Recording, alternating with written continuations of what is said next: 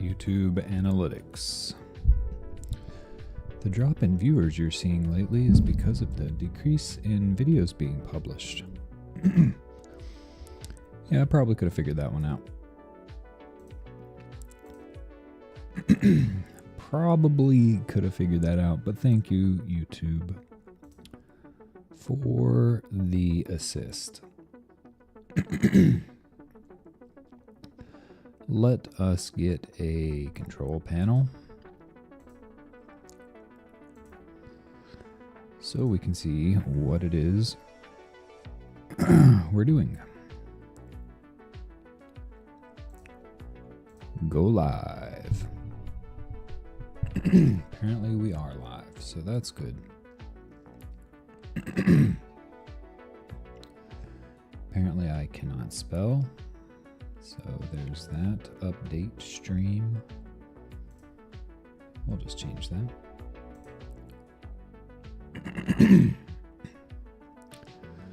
All right.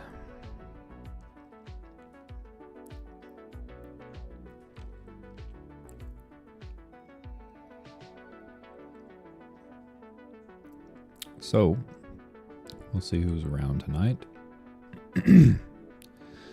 Today, good evening, good morning, good afternoon, whatever it happens to be for you, wherever you happen to be, welcome.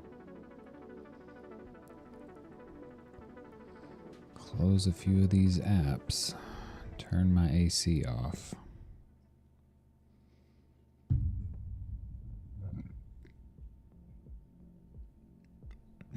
We're back. I promise we're back. My apologies for taking so long, but it turned out to be a harder problem to crack than I anticipated. So we're back.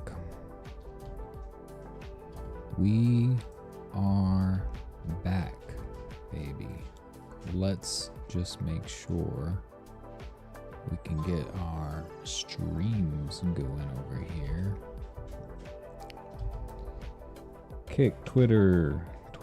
No, Kick Twitch, Rumble, and YouTube. We will do it all. There's Twitch, there's Rumble, and there is Kick.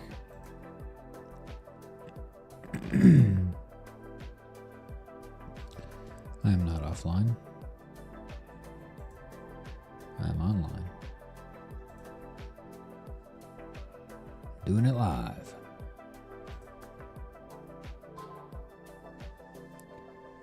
Yep, there she blows. What about you, Kick? Yep. We are up on Kick. We are up on Twitch.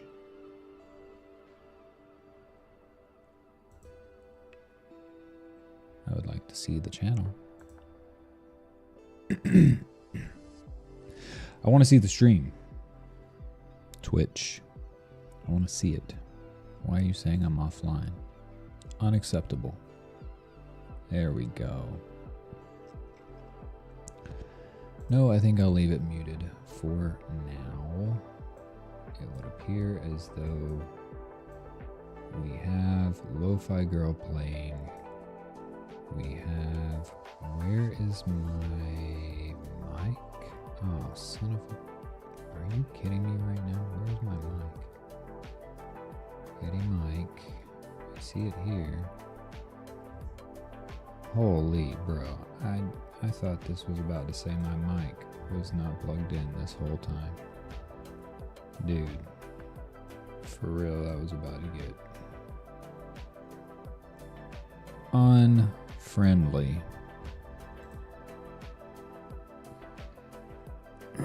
We're back. We're back. We're back. We are back. I'm just going to keep saying it. We're back. Because I get it. You probably don't believe me. Oh, he's been gone for so long. Why have you been gone for so long? I do apologize for my hiatus. However, I think you'll find that it will have been worth it. Where is my stupid thumbnail? Oh, video file? No, I don't want that. I want the thumbnail. Where's the thumbnail, buddy? Yeah. Just gonna reuse the thumbnail because it's fine. I wish Rumble would remember my settings. Does not want to. Save it. And 30 seconds. So it says, kick. Let us begin the chats. Activate. Activate. Activate. Man, kick is fast. Holy. Rumble's not gonna work anyways. Whoa, dude. There's like a second of latency. Holy, bro. Kick is fast. Kick is faster than Twitch. Yeah, Twitch is even a few seconds off. Kick is fast. Why are you so fast, Kick? Wow, that's crazy. Test.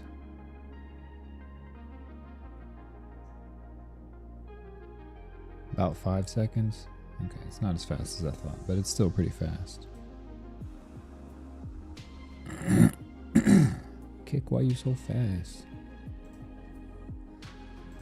Alright, well, so we are live and we are back. I'm going to say it again. We're back. We are back. And I don't mean back in the sense of back right now or back temporarily or back on occasion. We're back. We are really back.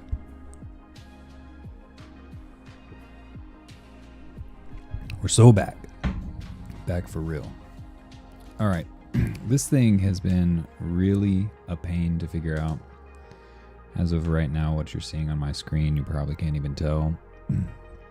Let's say hi in the chat. Hi in the chat. Hi, YouTube. Put some little emojis in there. Hello, YouTube. Let's say hello to Twitch. Hello, Twitch. Welcome to the chat room. All right, cool, man. I really wish Rumble would work this well. It will very soon. Hello. Kick. We'll say hello over on Rumble anyways, even though it's not going to show up on the stream.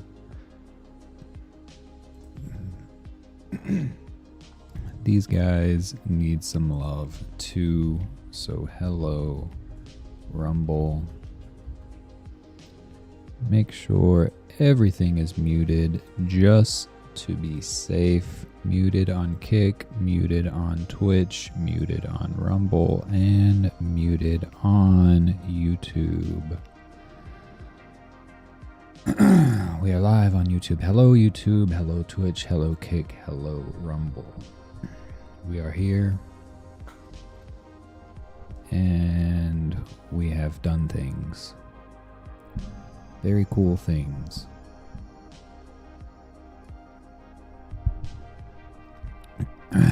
That turned out to be a lot more of a pain in the ass than you might think.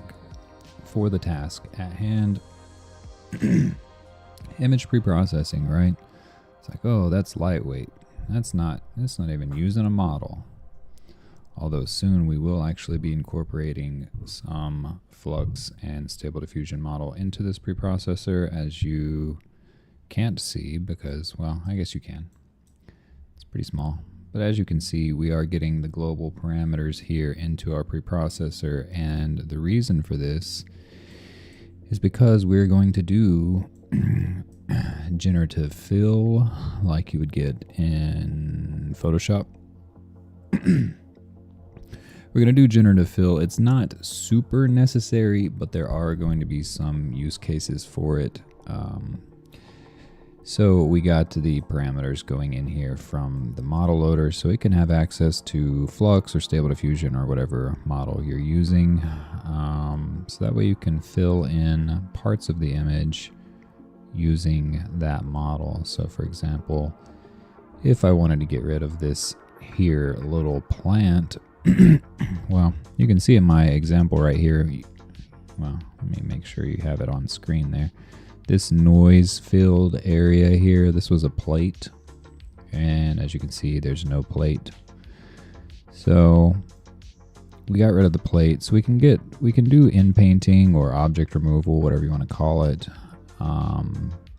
But there are going to be cases where we just want to resample that area. So like just this, like a rectangle just right around this plate where this plate used to be, just enough context of the surrounding area to generate a new square there, a new patch to cover up where that plate used to be.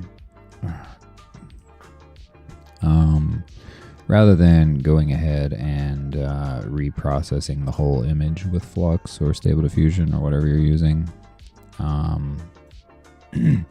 Because as you can see here, it's not the same image.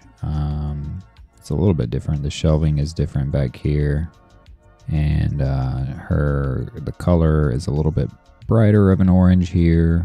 Maybe it's just the lighting is a little bit brighter here. It's kind of hard to tell exactly, but in any case, they're not exactly the same for sure. So if you wanted to get this identical, like plate missing, the plate was here and now it's gone, but also the rest of the image is identical, you're going to want to turn the denoise way down.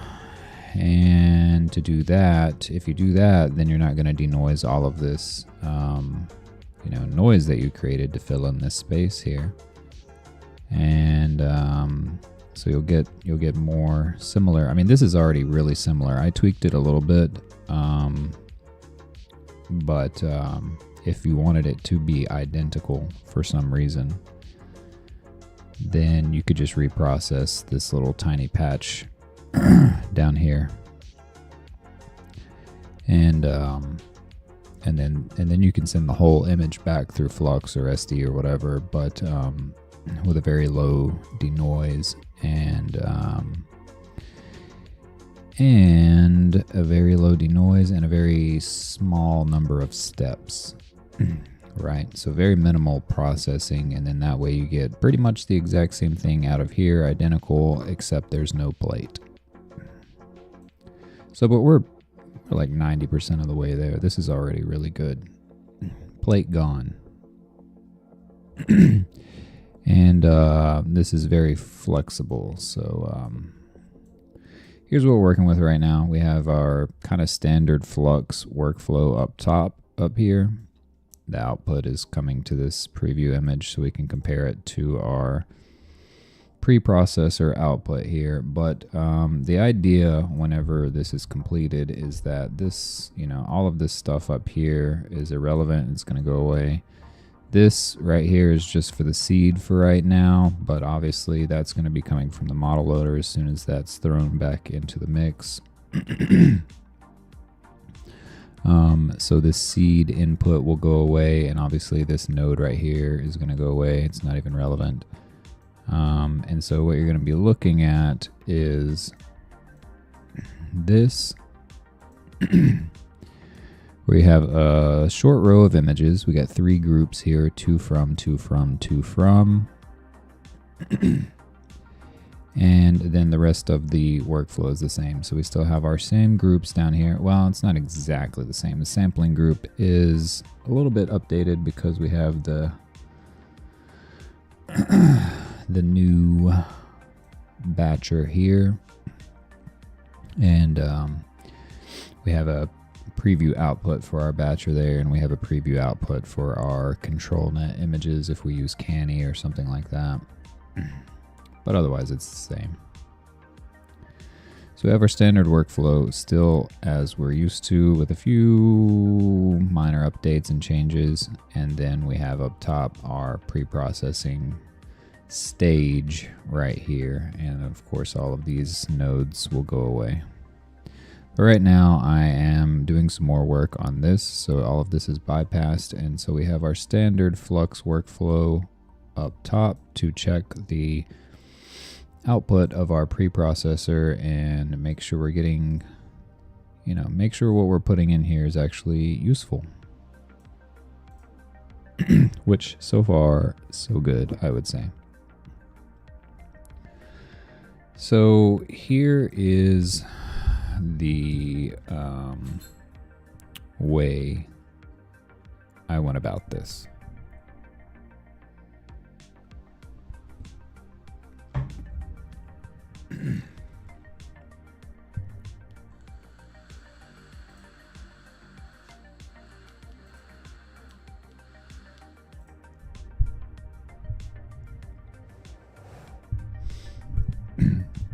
First of all, maybe I should put something in the I don't need the streamer mode.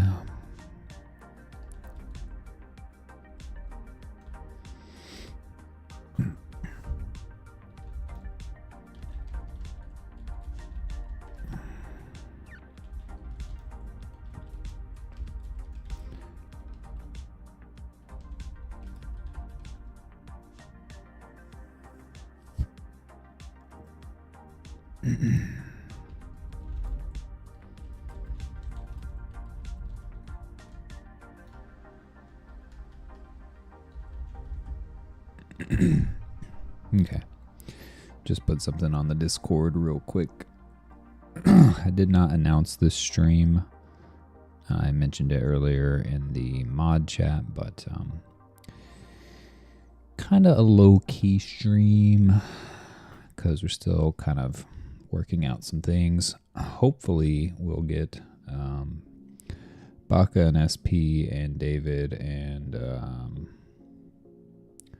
rest of the crew in here to kind of see what's going on and give me their thoughts. But so this is what we have. We have the standard, mostly, workflow on the bottom, and then we have a pre-processing stage. So I also thought about kind of breaking this up. This is the video group over here, maybe putting this down below everything else, and then having it like, maybe I'll shift this over to where it's more centered, and then have this be the pre-processing stage, image stage, video stage. I don't know if it makes sense to really do it in stages like that. Maybe. Eventually we'll put some stable audio diffusion. And what's the other one? There's another one for music that is like one of the online ones, but they have like a local version now. I can't remember, Udio or one of those. But we have stable audio. I haven't tried it yet, but I have it.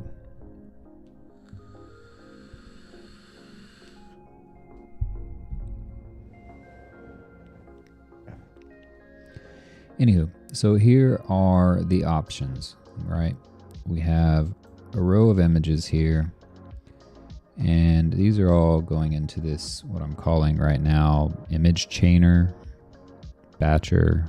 Well, this is already called batcher. Anyways, all it does is it just takes up to 10 images and puts them in a list to send into this thing. because otherwise these inputs would all be on this node, and then this thing would be more than twice as tall, and it would be really annoying to deal with. So we have this to link them all up. And the way this is going to go is that you can put up to 10 images here, but I want to make it so that the output of this image chainer right here,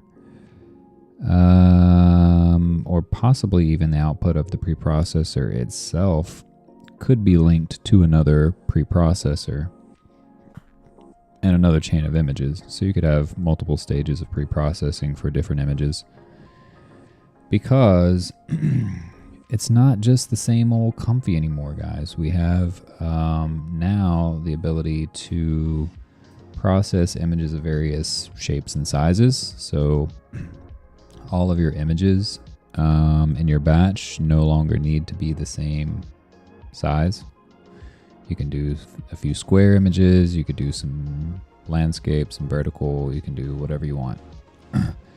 Now, so whenever you have some type of a preview node, or like in your output for your save image or your preview image, whatever you're viewing your batch in, what you'll end up seeing if you have different shaped images is they're going to get padded. There'll be black padding around the image, so that because the image node, the preview image nodes, you have to have the same shape images to show them. So we pad them with black pixels around the space. But whenever you save them, they'll save without that padding. So you can still have them showing here in the preview image node, and then just save them without the padding and stuff.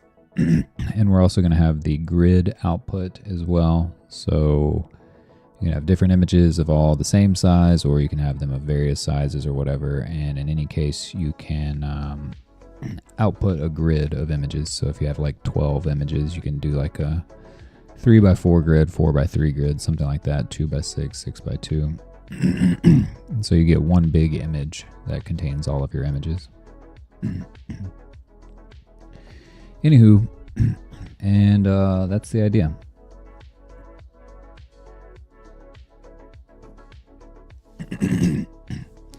And so the preprocessor is going to get this list of images, and what you're going to be able to do with them, you have this batch type here.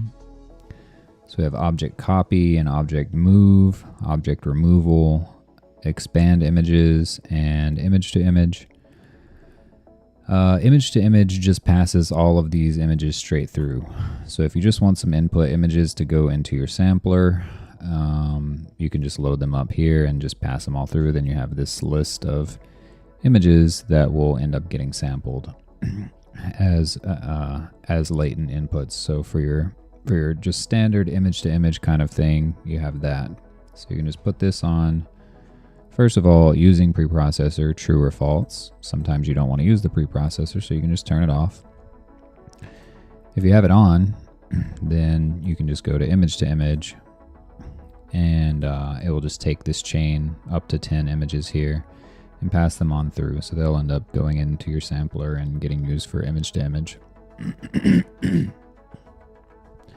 If you have this set to expand images, well, I guess we can just, if you have it on image to image, you can see that it's just going to, I don't know if I have the padding turned on. Let's see what happens here. No, yeah, okay. Let's just put this all in the same image for now. Nope, not that one. Yeah, so if we have it on image to image, then we just get all of the, oh, forgot this flux workflow up here is not bypassed anymore. Let's bypass that. And we can stop that run. There's no sense in doing that. Comfy registry. Good evening, Chris Rogers. Any news on getting your nodes registered with Comfy Manager? Well, you know, I have not even thought about it in like a week. So let's give it a look. let's give it a look right now. Should be in my bookmarks, right? Or in my search history. Comfy repository. No. Registry. That's what I'm thinking of. Comfy registry. Yes. Let me check. I doubt it. It had not happened as of the last time that I checked. So I need to get in touch with those guys and maybe see what's going on, and or geez, I don't know how to get back to the stupid registry page. Welcome to the registry, your nodes. Okay, there we go. Internet.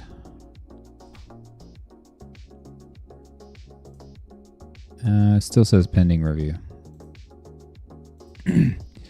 Still says pending review, but thank you for the reminder, because I do need to I've been talked to a couple of the guys over at Comfy through email and through Discord, so should be easy to get worked out.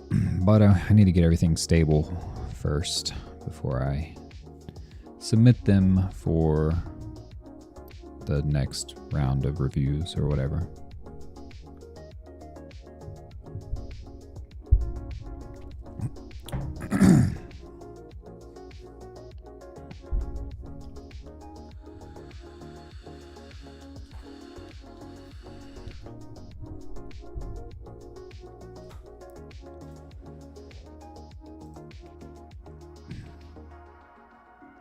Corleone, I'm impressed by the energy in your streams. If you're aiming for affiliate status, I'd love to share some proven strategies to help boost your growth. Feel free to reach out on Discord. Kaylee Regal. Kaylee_Regal. Thank you, Corleone_Mark, who left your username for Discord as Kaylee_Regal. I don't know if you're Corleone or if you're Kaylee, but thanks. Maybe follow up with some clarification on what you mean by that, and if your name is Corleone or if your name is Kaylee. And we'll check it out. So, right, image to image, we just pass it straight on through, and you can use that for image to image, obviously. Now, expand images is like the same thing as outpainting. It's under construction, but it's here. So, the problem with outpainting is expand images, whatever you want to call it. Whenever you do that, let's say we have this image is a 1024 by 1024. And so I have here on my height and width 1080 by 1080. So if I cue that, bypass that one. Then you can see we get some noise added around. And we'll just look at one example. There's no need to do 6. So we'll just bypass those and we'll just go with 1.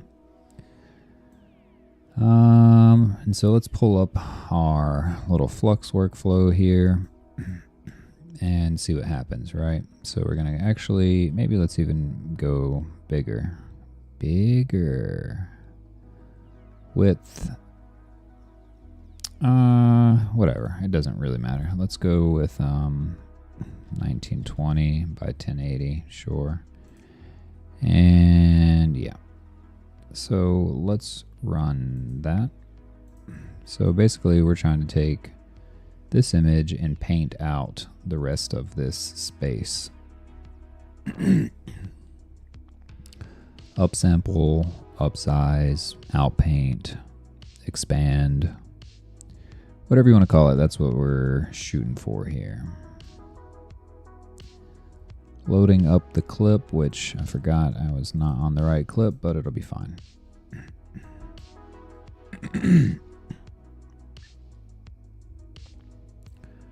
So there we go.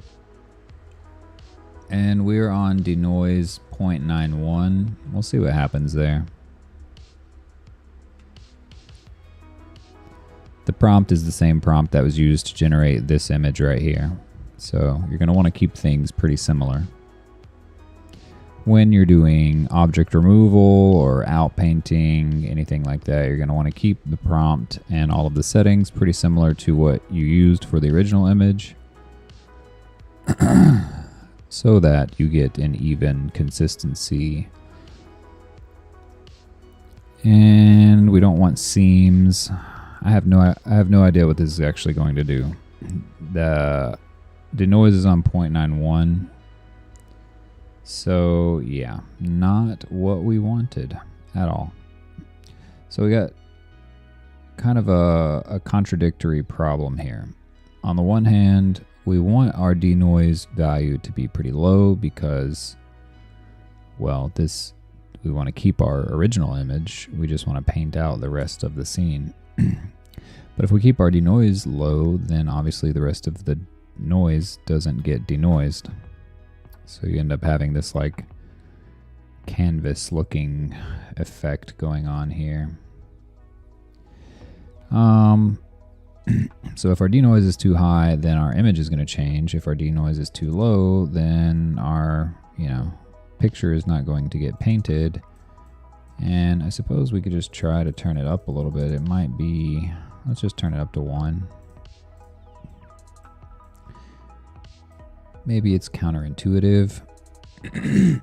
Perhaps it's the case that by turning it up to 1, we will actually get something more similar to our input image. I'm kind of doubting it, but could be wrong.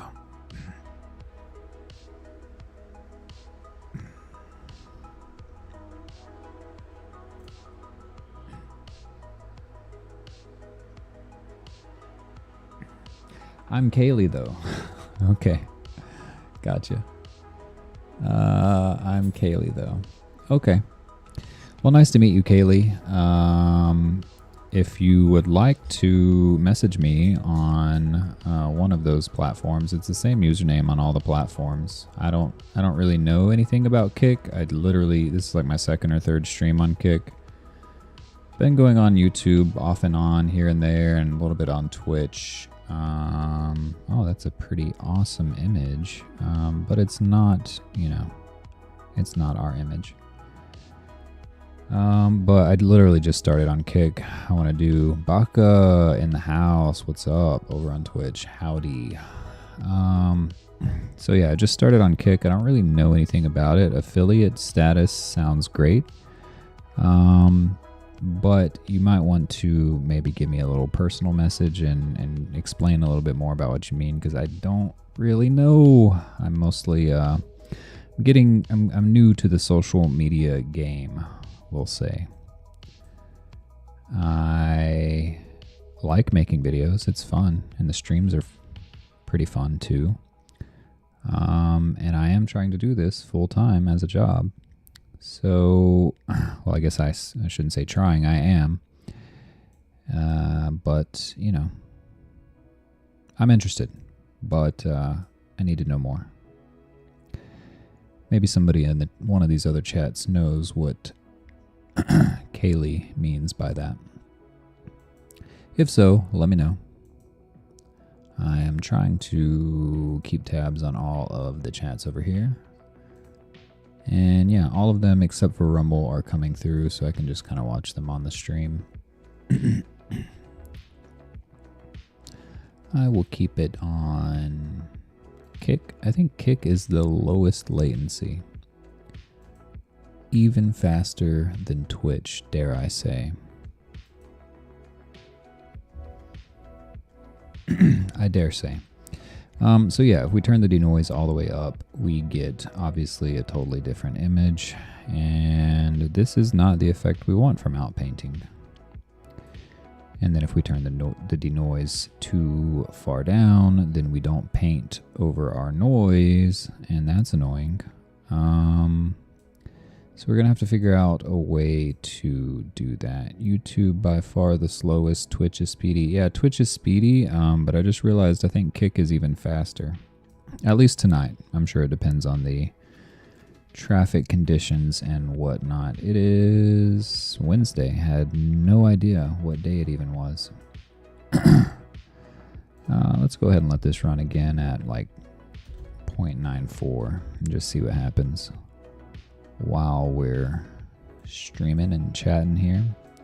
2 to 3 seconds for me on Twitch. Yeah, pretty much about the same on Kick at the moment. So it seems. Yeah, usually I keep the stream on Twitch whenever I'm watching it off to the side there because it is the lowest latency.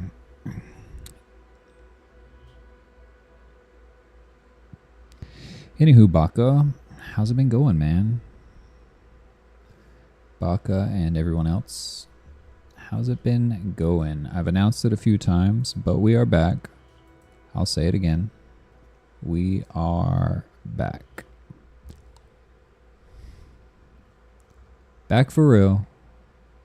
They tried to give me the virus.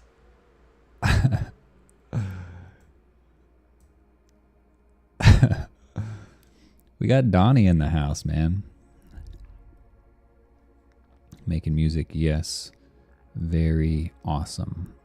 Definitely need to begin making music as soon as possible.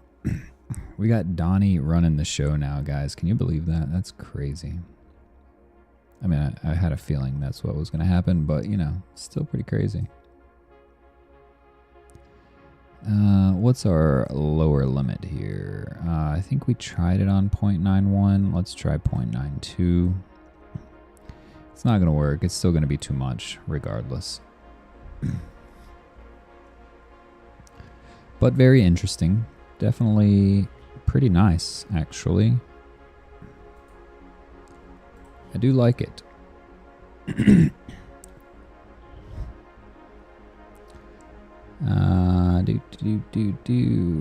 Yes, very cute, very cozy kitchen. I like this style too. It's not too modern, but it's not too old.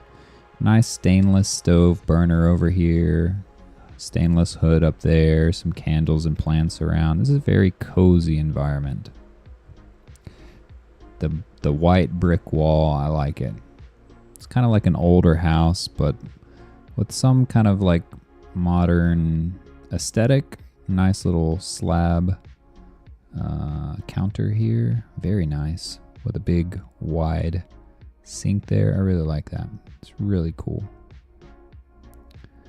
But it's not our original image, and this is terrible. As long as Donald doesn't F with AI, I'm chilling. Bro, AI is going to be the shit under Donnie, bro. That is one thing. He's doing several good things. At least he says he's doing several good things. We'll see what that actually works out to be. But, I mean, he's talked about doing the, like, Manhattan Project of AI, essentially. Which could get crazy. I mean, somebody had to do it eventually, right? But I imagine the proliferation of AI tools will be pretty insane over the next couple of years. I think Silicon Valley is going to be unleashed, for better or for worse, obviously. I can tell she's pretentious. Who's pretentious? Influencer type kitchen. You talking about my girl over here, bro? Nah, dude. She's chilling. She's drinking her wine over here. She's got her candles. Bro, this is my girl. This is my wife. I just generated her. How crazy would that be? I just generated a wife. Crazy. Anyways, I like the vibe. She could be a little pretentious, but, you know, it's not all bad to be pretentious. She's for sure eats cactus leaves for breakfast because it helps her skin. Could be. Could be. Hopefully she's not a vegan. No, my wife is she'll be preparing large slabs of meat on these nice wood countertops here, and she won't be vegan. So don't even think that about her, dude. Why would you even bring her down like that? She's legit, bro. She eats grass-fed beef, and she drinks raw milk, raw dairy, raw butter. She's legit. She's not a cactus eating soy Jill. Nah, that ain't her. That's her. Look at this chick. She's the pretentious cactus eating soy Jill. Look at her with her little coffee pod making little machine over here. I don't even know what it is. And her stupid little filter on her faucet. Yeah, bro. I'm taking her from you, brother. No, you can have this one right here. This is all you. Look at her with her little long coat. Looks like she's getting ready to go teach a grad class. Nah, bro, this is yours. That's the one for you. My girl over here in the farmhouse. Yeah, she's for the streets. My girl over here in the farmhouse with her little turtleneck. You know, like right outside these windows, there's cows and chickens. And goats, too. All kinds of shit out here. She's tending the farm. She's homeschooling the kids. She's crushing it, dude. Don't even worry about her. Oh, man. Anyways, so this is what we got on the out painting. So we're going to have to figure that out. But the in painting works. I don't know if Baka was here for the in painting demonstration, but if we go over to our thing and right click on our mask editor, and let's get rid of this plate. How about it? I don't like this plate. Gone. Mask it up. Was not here, my bad. All good, my friend. Yeah, I did not announce this stream. I should have.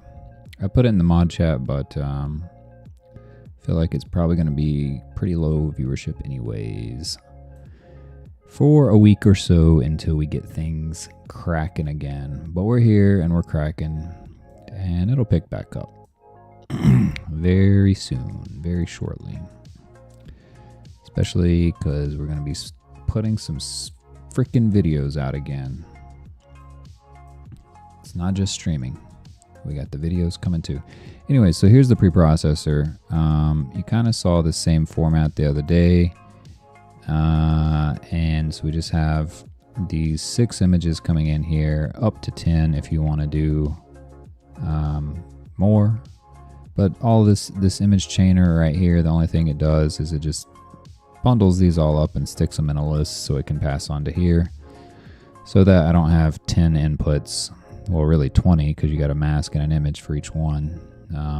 20 inputs up here, making this thing a skyscraper.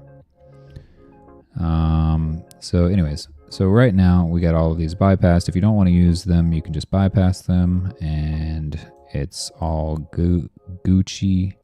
So we're just going to use this one, and we're doing object removal or in painting, whatever you want to call it, but I have it labeled as object removal underneath the batch type list here. So we're going to do some object removal on this one image and its mask. We have our mask right there, our plate's masked off, and we are just going to see what that does. Let's make sure when we're doing object removal, our height and width and resolution, or that doesn't matter. I am going to, once we get the out painting going, I'm going to extend this so that you can you could remove the plate and paint the image out if you wanted to. But right now our out painting is not really doing it, so we're just going to stick to the in painting or the object removal, whatever you want to call it. And so let's go ahead. 1024 by 1024 is fine. This is going to be ignored. It's just going to go 1024. So if we hit Q, you can see we get our girl here, and then we have our plate noised out. And any bloinkies? Yes. I am about due for another, though. And so on my prompt here, this is the same prompt that was used to generate this original image of her. And the settings in terms of the clip that I'm using, actually this was the dev model, it wasn't NF4, but you know, ideally you would want to keep everything the same.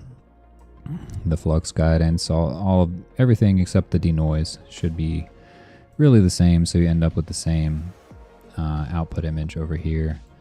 I suppose I could go ahead and try it with the dev model since that's what I used before. Sure, why not? You know what? Let's just try it. Unet loader, load diffusion model. Yeah. Dev1 into there. And we will go with wait type. I probably had it on default, so I'm just going to leave that. Oh, I think I have the workflow. I already closed it. Never mind. So, but anyways, everything's the same here. And yeah, so I'm going to try to get the same as close as possible to the image that we had there. Check Rumble chat, Kick chat. Baka, do you know anything about what Kaylee was saying over on Kick? I don't know if you're on Kick. Anyways, maybe not. She says, if you're aiming for affiliate status, I would love to share some proven strategies. Oh, she said share proven strategies. Okay. Check Discord. Oh, okay. Didn't you get a boost your growth person? Yeah, it was pretty body. Yeah, that's what I was thinking. But you never know. The reason I play it safer on those, and I'm generally pretty cordial to the people, no matter if they seem spammy or not, is because sometimes you do have, like, I know, especially on smaller platforms like Kick or maybe Rumble. I'm pretty sure I've heard of it on Kick. I've heard of like Rumble people or Kick people popping into live streams and chatting with people and stuff. So monetization, yeah, okay. Right, yeah. So I generally try to be nice just in case. You never know. Rumble is struggling as usual. Twitch and Kick seem pretty good. Yep, about time for a new bloink. I need to restart this because it is taking 5 ever. It does not do a good job whenever you switch models from, say, dev to NF4 or vice versa. Comfy, in my experience, does not do a good job of unloading the previous model, so my VRAM is clogged up to 98%. And yeah, it's either the the NF4 or the clip or something. Something's not getting cleared out. So let's go ahead and try that again. So this is now using the dev model.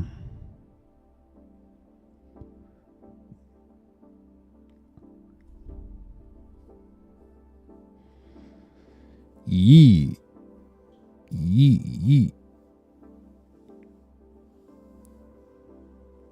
I haven't seen SP yet. He said he would be around. earlier I mentioned but I also was late on the stream. We are gonna tighten this up. We're gonna have a very strict streaming schedule from now on. It is going to be starting and ending at predetermined exact times. In most cases, no questions asked. Shut it down. But they will be regular, almost daily, if not daily. And they will be purpose driven. Each stream will have a topic to be discussed and an area to be explored, a practice to practice, something along those lines. No more aimless streams that start at who knows when and end at who knows when. Regularly scheduled streams with regularly scheduled topics.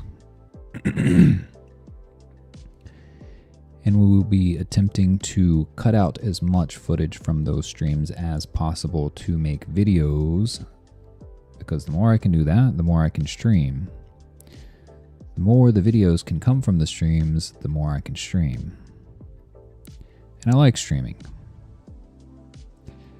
So ideally, if we can maximize the stream time while still maintaining the it was the Wild West for a minute. While still maintaining the video production output, then we can stream. That's what I want to do. Especially when we can get the streams bigger and get more people like trying out the nodes and stuff as we're, get this thing more stable, get the next update push. That way people can have it. And then, if somebody's watching the stream, then they can, be doing what I'm doing, or I'm doing what they're doing, or whatever, So that is the idea. And my VRAM apparently is still clogged up. I don't know why. But the dev model does not seem like it wants to run. Do not have a clue why.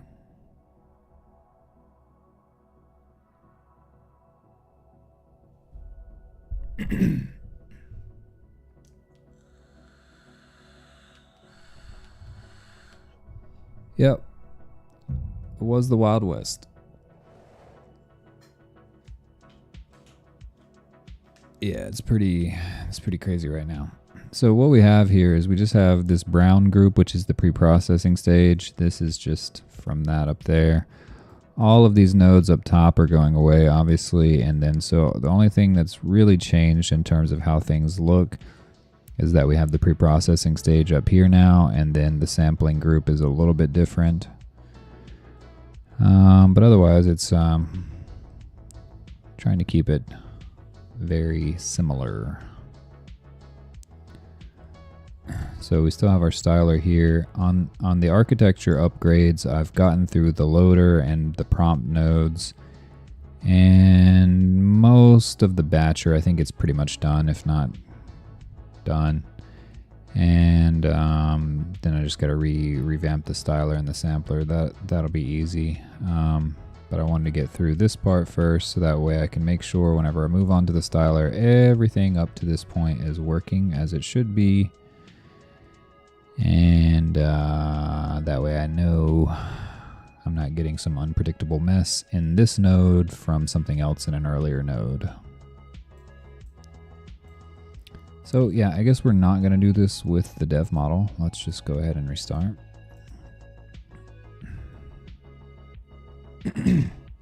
What up, girl? What you making for dinner tonight? You got beef brisket? Yeah, I could go for some beef brisket.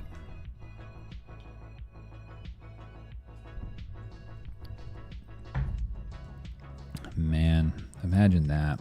Imagine having your own little farm and a hot wife.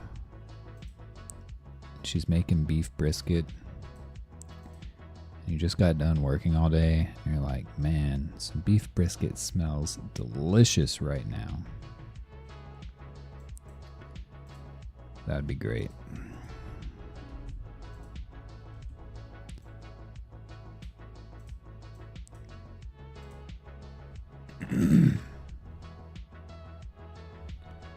I can smell the brisket cooking.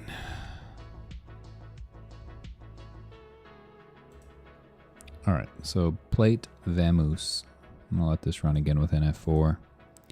Not in this world, flow. Not in this world. What do you mean, not in this world? No beef brisket?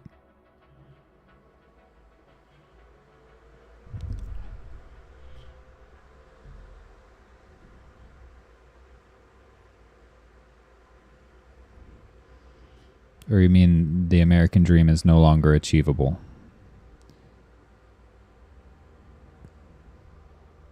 I would probably tend to agree for most people.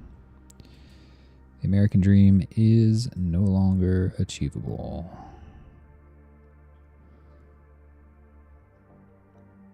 Yeah, no, it's gone. For most people. I mean, you got to be rich. If you're rich, you can have it, obviously. But so that's the goal, you know. Get rich, have the American dream. Anyways, so our plate's gone, and we're gonna have in here as well generative fill, so that we can reprocess just this area with the plate here in the bottom left corner instead of reprocessing the whole image to remove the plate or to put something else there or whatever. And so that way we can keep, you know, as close to possible as the rich enough to just chill. But when I'm chilling, I want to be on a farm with goats and cows and chickens and a hot wife. Yeah.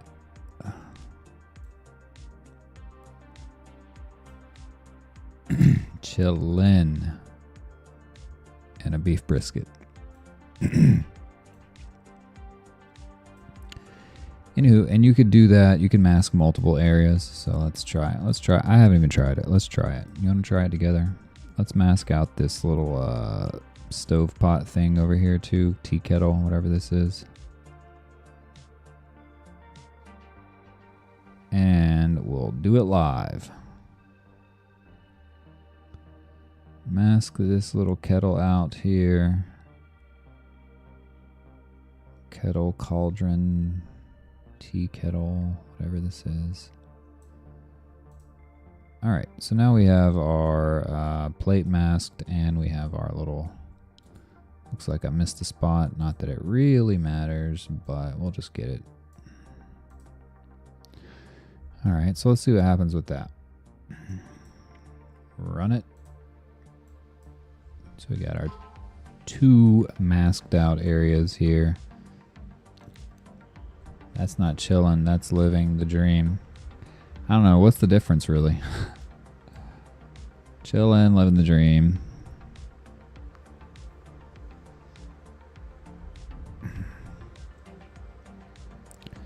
Who keeps blowing up my phone? Yeah, I don't care. Thank you. Go away. Go away. Go away now. Oh, very interesting. Okay.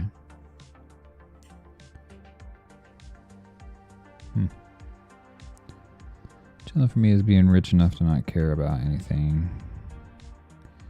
Won't take a lot.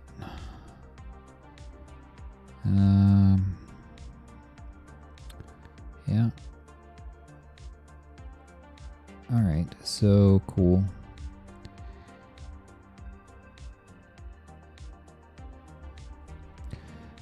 I think that's pretty good on in painting or object removal, whatever you want to call it. Let's go on to the copy one-to-one, and let's bring our things back. Oh, no, that's not what I wanted to do. Let's bring our other ones back in the mix here. And what we're going to do, because we don't really need all of this, I'm just going to shut all this off. And so we have 6 images here. Again, up to 10, but we have 6 right now. If you want to connect more images up, they're all going to work in this same way. So you can add more to this list here if you want. And, but to be fair, hot wives come with me. Exactly, yeah. Exactly. Exactly. Hot and based. That's what I want. Hot and based. The epitome of trad wives.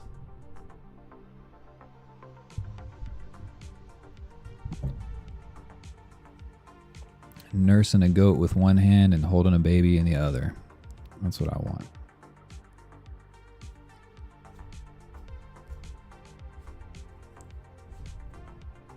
Farm mama. She's the farm matriarch. No. Slave. Bro, not cool.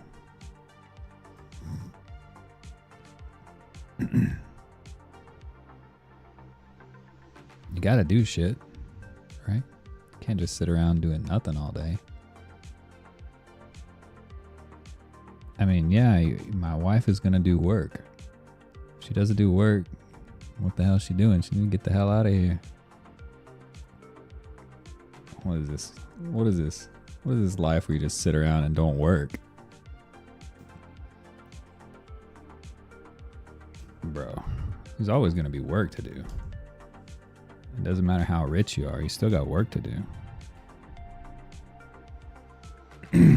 Shit gotta get done. And I'm not really about that maid servant life. I mean, maybe like a personal chef or something would be cool.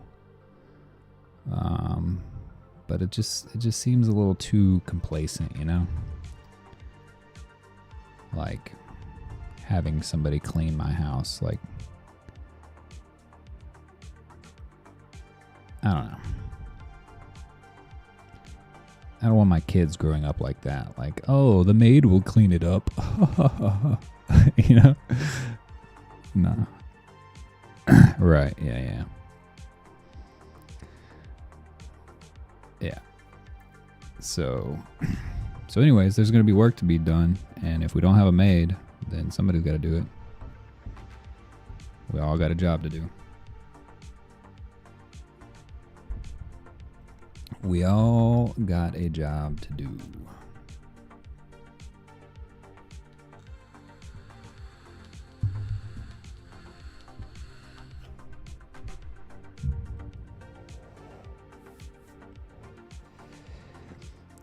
So copy 1-to-1. All right, we don't really need to run flux or whatever for this. This is going to be apparent just by using the preprocessor. So, all right, Mollis, you can chill with that. Lay down.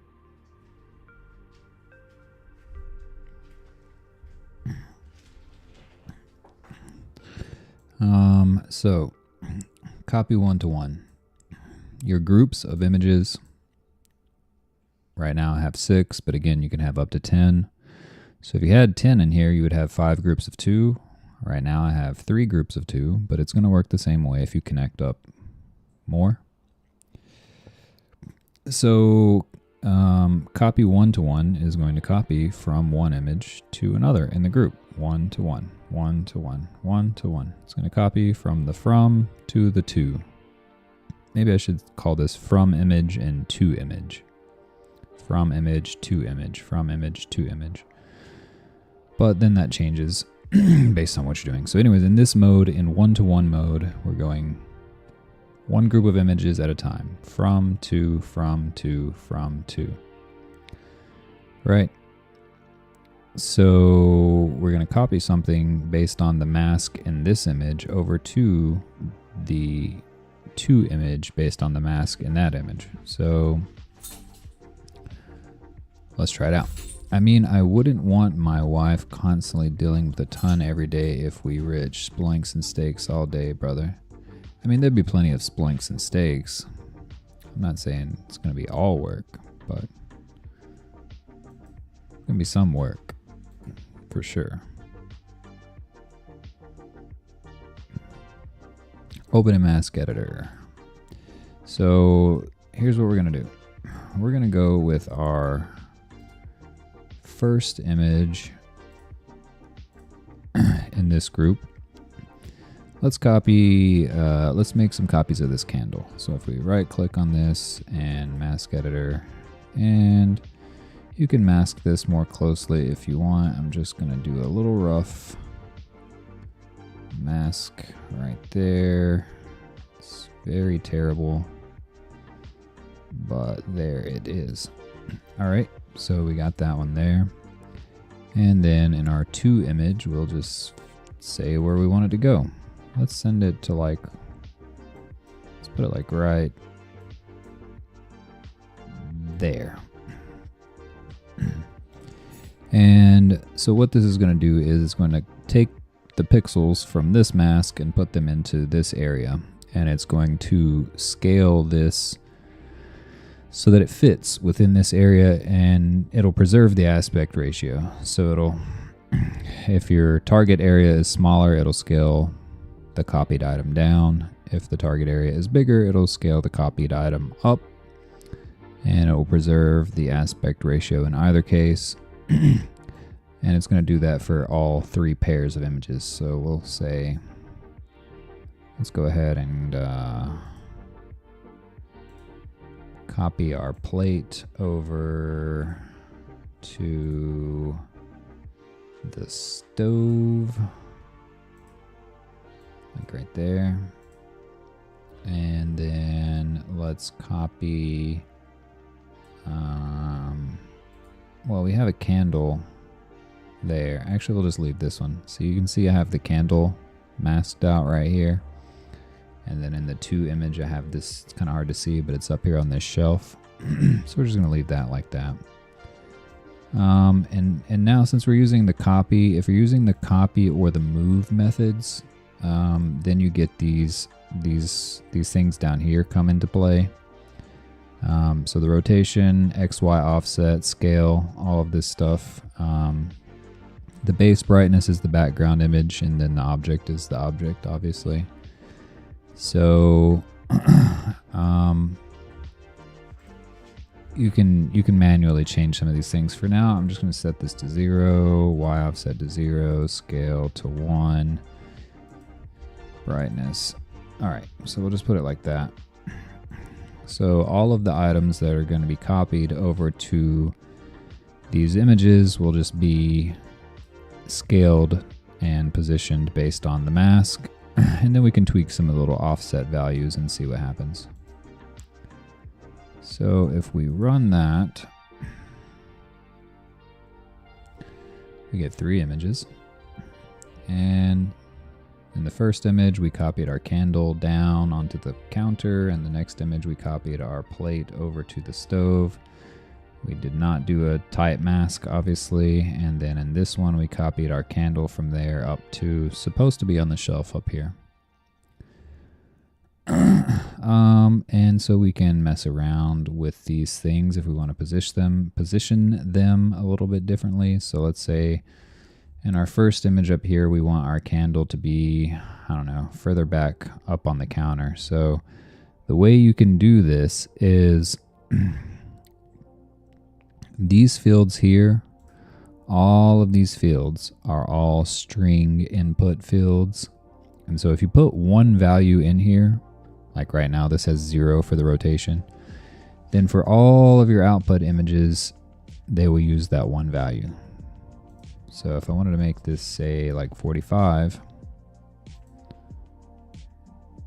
now you can see our candles and our plate, everything's tilted at 45. If we just want to target one of these images and only put it to 45, then we could put in here, let's say 1 equals 45. And what we will get, oh, that's not what's supposed to happen.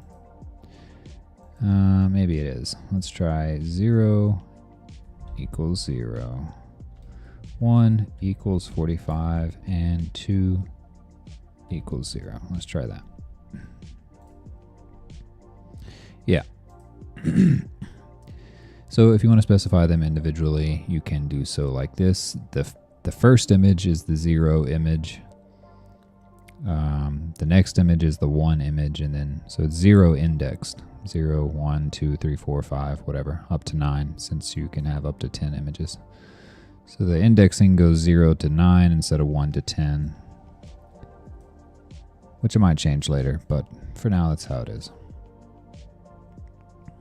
So that's all you gotta do. You gotta put the image you want to change and the value you want to change it to. So if we got our plate over here tilted at 45 degrees. If we wanted to also,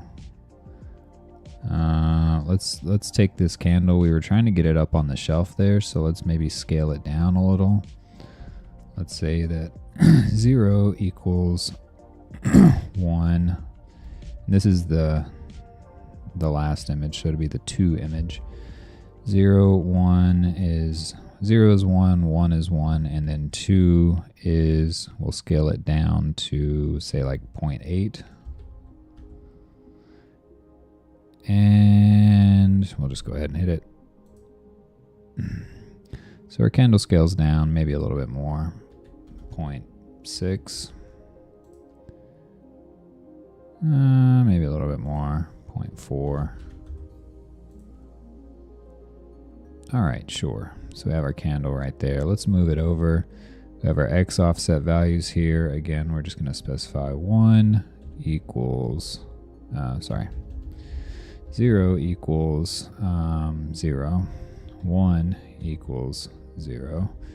And 2, we're going to say, this is a pixel value, so we're going to say like -40. And that'll shift it over to the left some.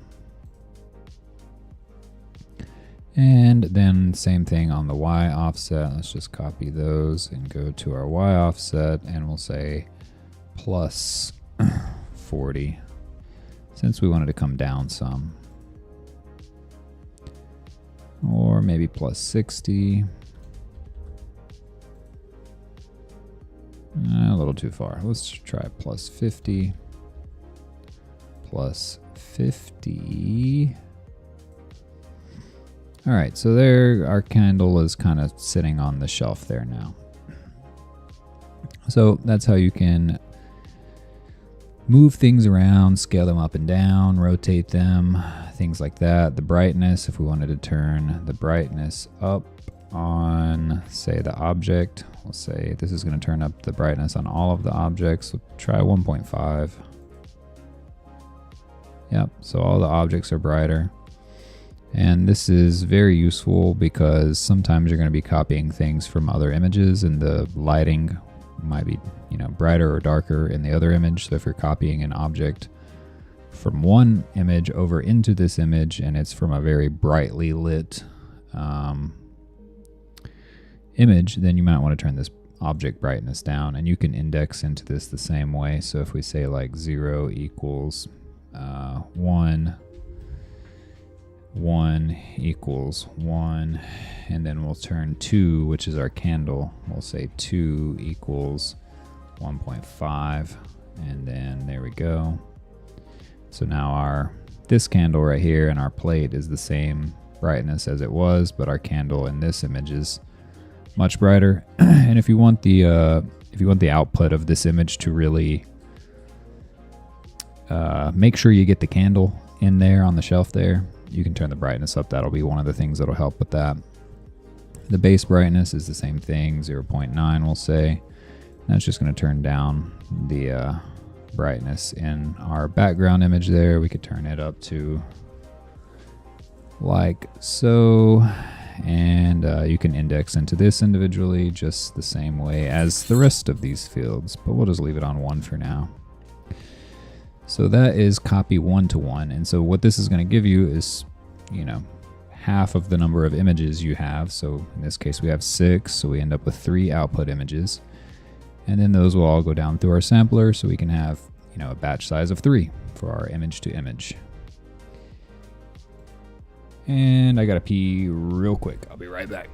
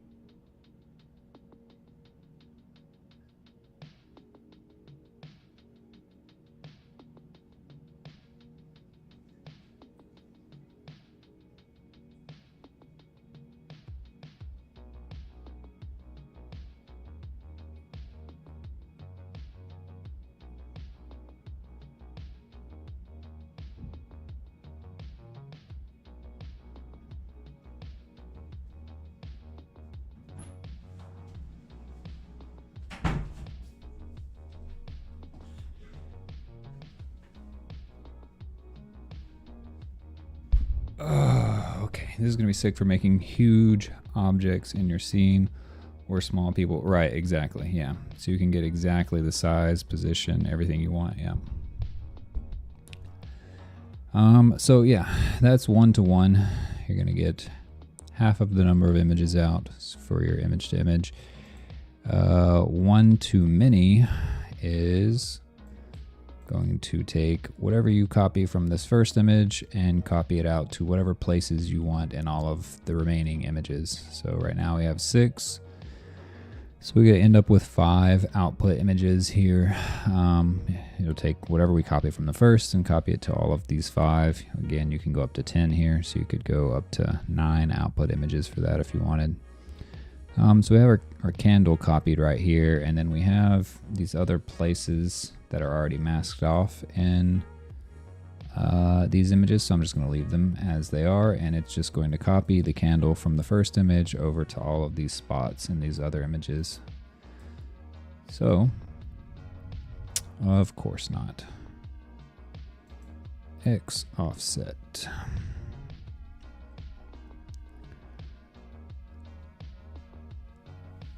Yes, no longer. We will get exactly what we want from our images. X offset, for some reason, what you doing over here? It says a key error for X offset, and apply changes X offset, transfer masked area. X offset key error. It doesn't have an X offset. All right, so this is just an indexing error. I have not appropriately placed the X offset. Streaming, redoing my battle station right now. Yeah, we're streaming. SP. Well, I don't know if you can hear me, but I guess maybe I'll put it in the chat. Yep, we streaming. So yeah, I'll come back to this, but it's the same idea as 1-to-1 instead of going 1-to-1, 1-to-1, 1-to-1. It's just going from this one to out to all the rest of them. So we'll come back to that in a sec. Sitting to standing, etc. Wait, what? I think I missed something. There's some other ways to apply the image transfer to with an open pose. Yeah, whenever we get the open pose and the canny plus this, everything, because we already have canny going down here. I'm gonna get open pose going in that ASAP as well. But anyways, between canny and open pose, and then we have our LoRa's, and then we have the image pre-processing steps that we can do between that and this, we should be able to get exactly what we want out of every single image we make.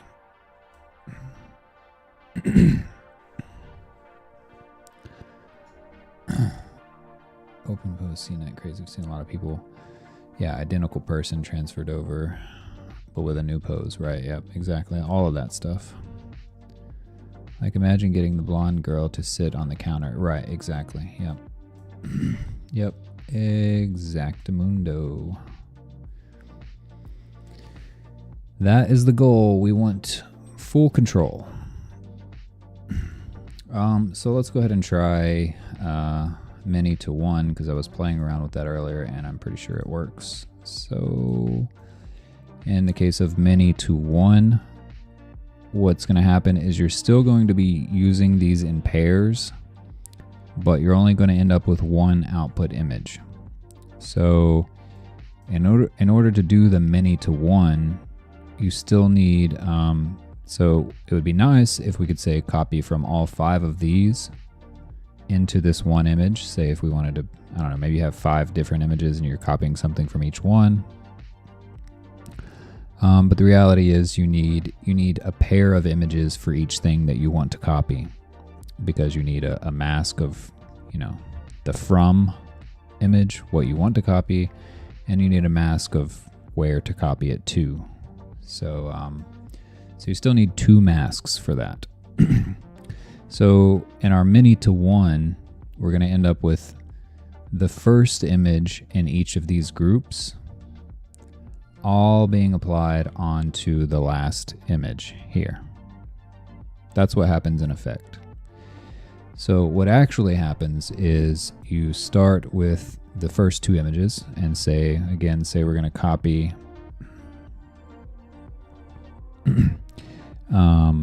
this candle from here to there. And then what's going to happen is after that is processed, the output of that, the image with the candle moved to this location, this new image that we just made is going to get sent over here to this second image in this group. And so then you're going to copy from wherever in this image onto that. And then the output of that is going to get sent over to this last group. And you can copy from wherever in here into there. So the effect is that you're going to get the first image in each of these groups. All 3 of these are going to get effectively copied over to this last image. So let's give it a try. SP says, hello SP, what's up, man? I gotta send you this node that helps insert proper meta tags, so sites like Civet AI can read your images properly. Right? Yep, definitely. Right. Especially once we go standalone. Yeah, not many people know it exists. Comfy doesn't properly write metadata, and this was the only node I found that works. Really helps in your images. Yeah, cool. Yeah, definitely let me know, man. Thanks. I'm trying to see. Can anyone tell? It looks like your image. I'll just put it. Oh, come on now. This like image, you have your obviously the channels, YouTube, and then it has your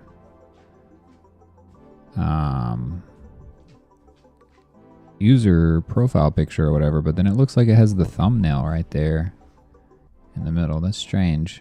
For this one it has, for Baka it has the channel, and then it has the flow state logo, and then it has whatever those are. It's interesting. The loop, the nested thing is getting to me. Avatar, yeah. Avatar, the way of water. That's my profile pic, and the sword is showing I'm a mod. Yeah, But the flow state, so I imagine it makes sense that you would have maybe the flow state logo there. I don't know where it's coming from, but it's interesting.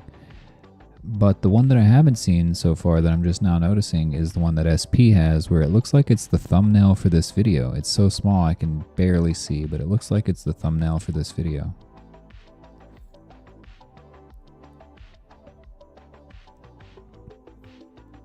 if it's showing up like that for you guys. Your profile pic is the flow state logo. Okay, so that's my profile pic. Interesting. You can see the one next to SP, right? It looks like the thumbnail, doesn't it? It looks like the thumbnail from this video. Interesting. Okay, anyways, so let's go many to one, and pretty neato. Yep. So yeah, we're gonna copy. Chris has that same thing too. Interesting. Can I see the result image of moving all of those items in your pre-processing? You're talking about this many to one, copying all of these into that one image? If so, that's exactly what I'm about to do. I just wanted to check the masks real quick. So in this first group of images, we have the candle. We're going to copy this to the countertop here. And in the second set of images, we have the plate being copied over to the stove. Sure, I guess that's fine. No, you know what? Let's say in the first set of images, let's get our candle right here and copy it right here onto the counter. That's fine. And then in the second set, let's copy our plant. You can kind of zoom in here too. It's not the greatest, but if you, on my mouse wheel, if I zoom out, your mask will get smaller, so you can do smaller and larger areas. If you guys can see that, let me know if you can't see, but I'm trying to do it in a high contrast area here. So if you're scrolling on the mouse wheel, you can zoom, and you can also drag this little thing right here, obviously. And then if you hold Control and do the mouse wheel, it will zoom into the image, but it's not, you don't have very fine control. It's just kind of like that. So it ends up zooming you into a certain corner of the image, but you can zoom in, you know, a little bit just to make the masking easier. And so if I wanted to mask off our plant here, we can get this little guy. All right, good enough. Okay, and let's move the plant. Since we're moving in the first set of images, we're copying our candle down here onto the counter. Let's move our plant over in front of where that candle used to be. So in this mask right here, we will hit clear to clear out our old mask over there, and we will just say the to mask, it doesn't really matter. It's just going to try to fit it in that height. So it gets the X and Y center of this mask, and it gets the height and the width, and it'll try to scale it to fit into the Okay, bro, you need to lay down. Come on now. I don't know what you're doing, but lay down. Lay down. Jesus, he's like standing right underneath me. Lay down. I don't know what he's doing. Keeps shaking my chair. Anywho. So we're going to move our plant over in front of our candle. And I guess we'll still move this other candle up onto the shelf over there. So let's go ahead and hit that. And let's go ahead and put our presets all back to the standards. Yeah. So we just get one output image here. And so here's our plant copied over. Here's our candle copied, and here's our other candle copied. And then all we have to do is tweak a few things here. We want our plant, which is from the second group of images, so that would be number 1. Let's go with the scale. So in the first image, which is the 0 image, we're going to go 0 equals, what are we on scale? We'll just keep it on 1. And then the next one is our plant image. Let's make it a little bit bigger, 1.2. Say 1 equals 1.2. And then 2 equals, we'll just keep it at 1. And so our plant should get bigger, but our other 2 candles should stay the same size. Yep. And let's maybe make our plant even a little bigger, 1.5. And let's scoot him over to the left. So let's say 0 is, what are we on scale? Or offset 1. Let's go like negative 40 and 2, 0. So this should move our plant over a little. There we go. So if we wanted multiple plants in the windowsill, we can do that. Now let's put our candle up here. It's way too big. Let's put it on the shelf. So our candle is from image number, the third image, which is image 2, if we're doing 0 index. So this is on our X offset, maybe just like negative 10. Are the offsets in pixels? Yes, sir, they are. Yep.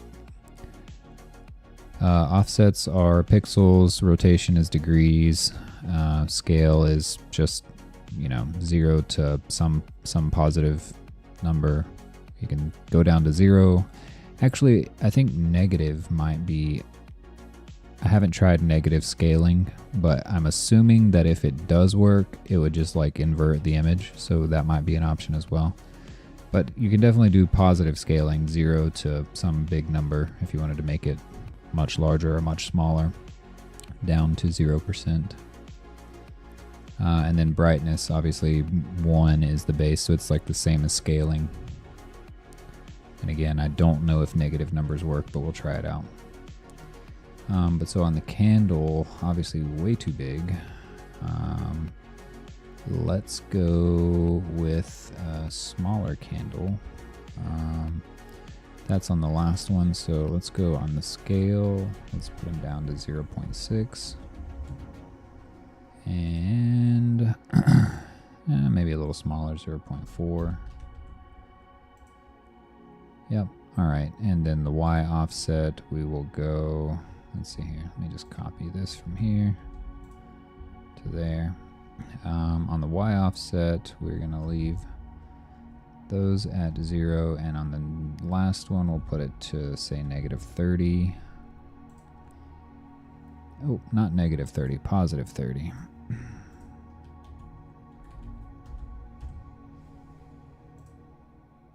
There we go.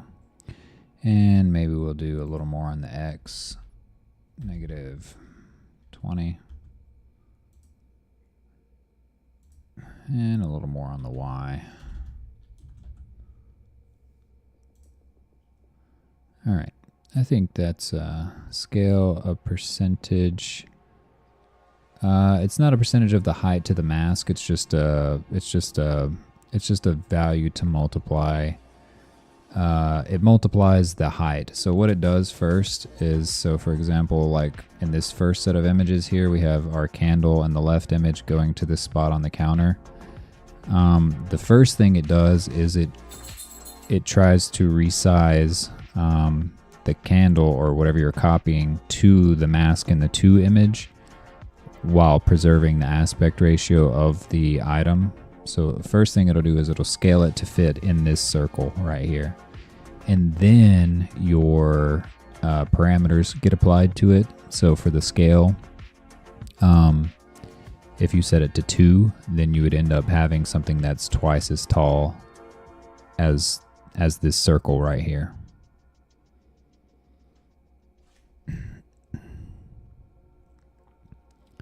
Percentage is the height. Percentage of the height of your 2 mask. So I guess, yes, you're right. Yep. It's the percentage of height of the 2 mask. Took me a second to process that, but yes. So yeah, it scales it to the 2 mask and then it resizes. Right. Okay, so I think this is pretty fine. Let's just go ahead and run it. For an example, this will do for sure. And make sure we have everything set here. Should be good.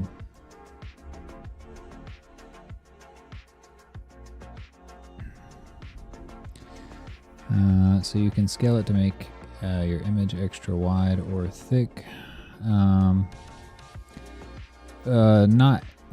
wider or thicker. I have thought about that in terms of like single axis scaling. So if you wanted to make it wider but not taller. Right now, if you scale, it preserves the aspect ratio. So like your candle here, if you make it bigger, it's going to keep it the same dimensionality. It's just going to make it larger. But there are some cases where you might want to make something taller, but not, you know, some cases where you don't care about preserving the aspect ratio. And so, yeah. So that is for sure. What are we getting here? Denoise is on 0.92. That should be low enough. Something is off. What are we... What is it? So we're not getting our things in our image here. Am I tripping? Sometimes I do be tripping.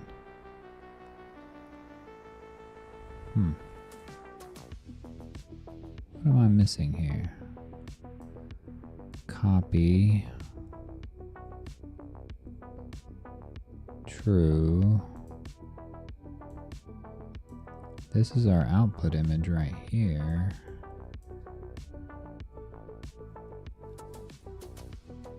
Huh. I just did this a little bit ago. Alright, well maybe we'll try turning our denoise down. 1.5.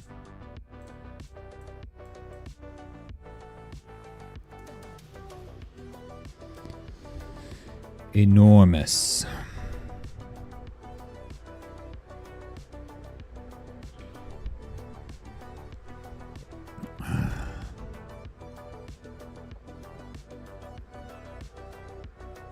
Okay, there we go. So it just wasn't right. Cool. All right, let's turn it up a little bit more. It's a little low.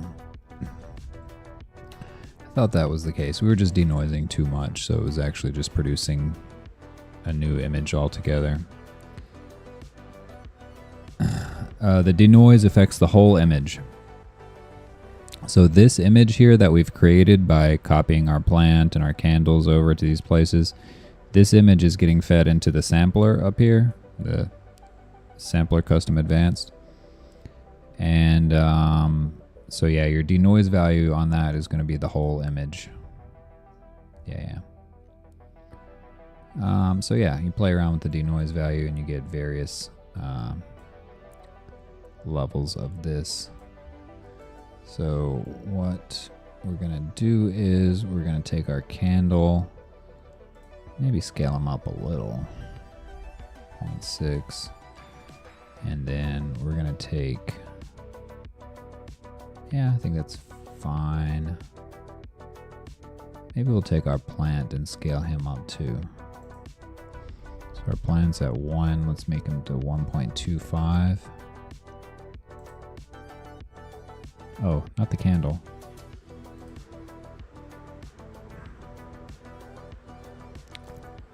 The candle was in the second image, yeah. 1.75, yeah. All right, let's try that.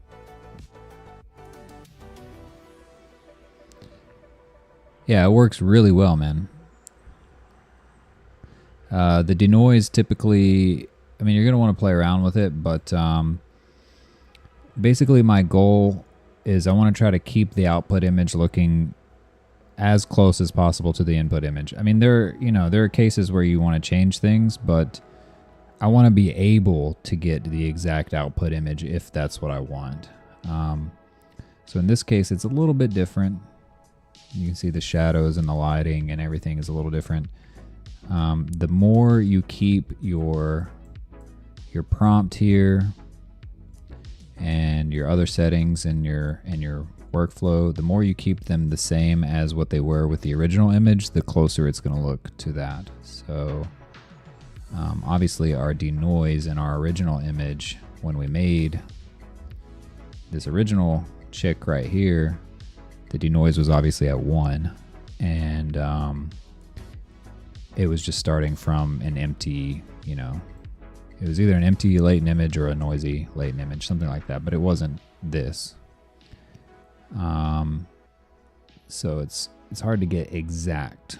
But the more you can have things, so if we can get our denoise to go up a little bit and maintain what we want in our image, it'll get closer and closer to looking like the same coloring, lighting, shadows, all that stuff as the original image.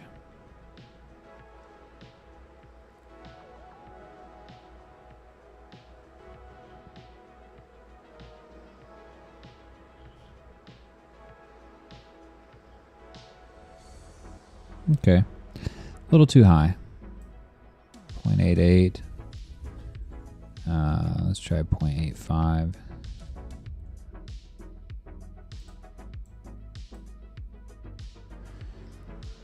Yes, but that is what you want. You'll want the copied objects to integrate. Right, exactly, yeah. Yep.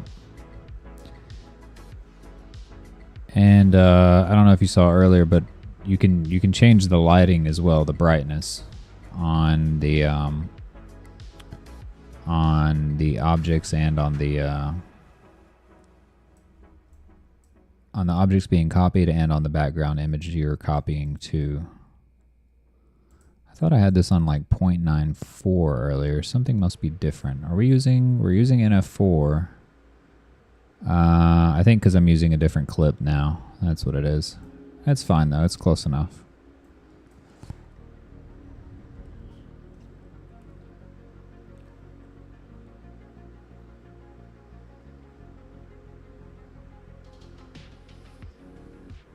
Okay. And so let's try also, let's just search for a cool plant. And this plant looks like a monkey face.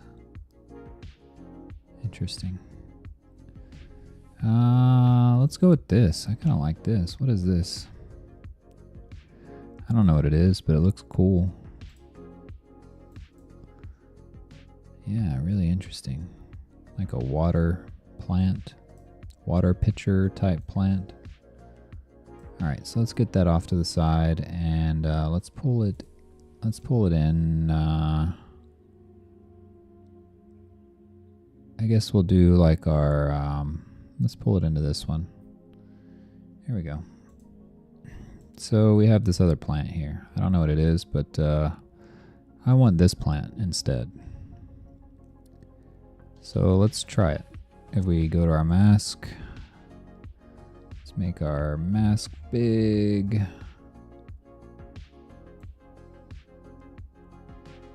And let's just get one of these.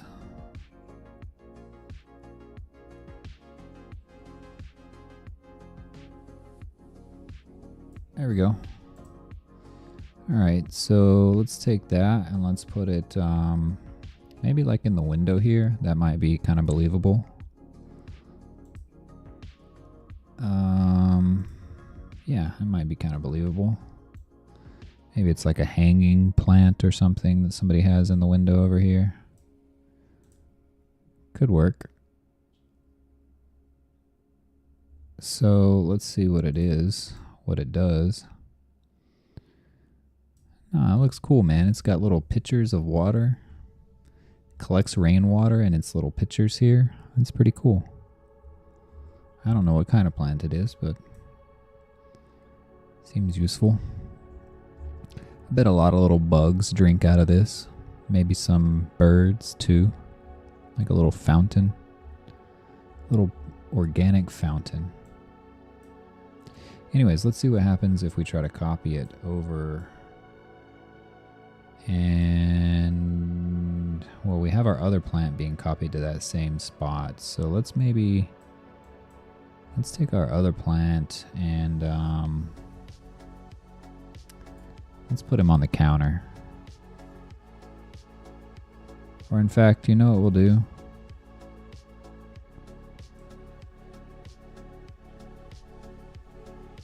Let's do...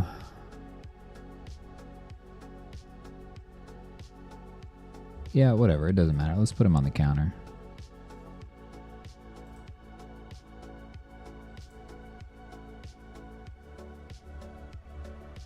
Say like right here. All right. God. Okay. That's not going to work.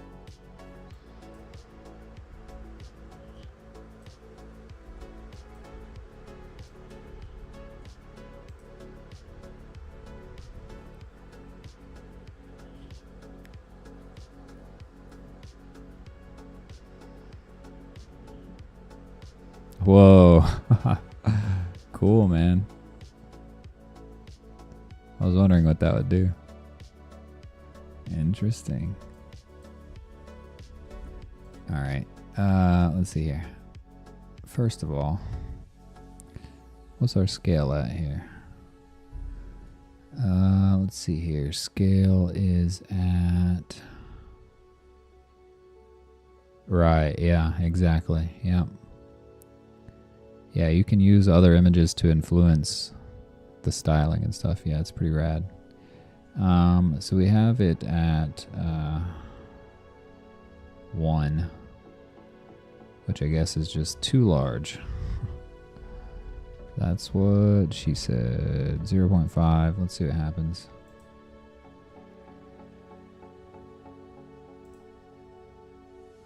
Okay, good. All right, now let's move it over to, say, negative 200. Maybe a little more. 300. And let's give it some Y also. Let's say like 300 down. Sure, yeah. All right. And then maybe on the scale we'll go a little smaller.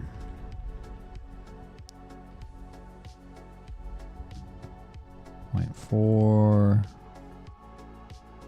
And then the Y, I think we'll go with like 200.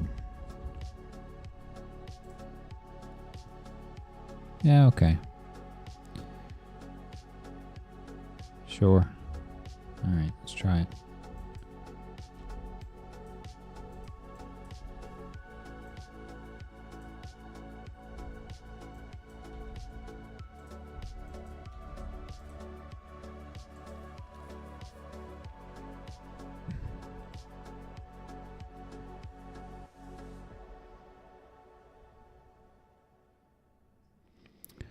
The greatest thing about generative AI, the unexpected results that produce... yeah, exactly. Yeah, sometimes it comes out pretty nice. Unexpectedly so sometimes.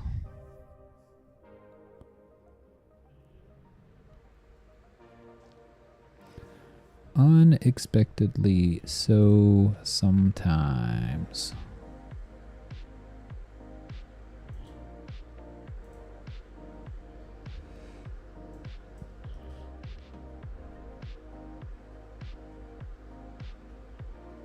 Okay, well, it looks like it put some color in the plants outside there. It didn't know what to do with it. So I perhaps would think that if we did it like this, large red plant in the window.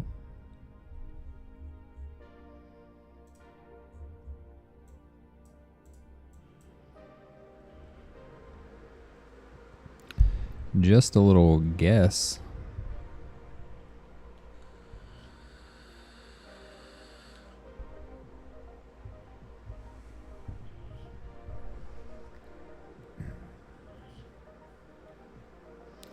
Okay. Let's go a little bit lower.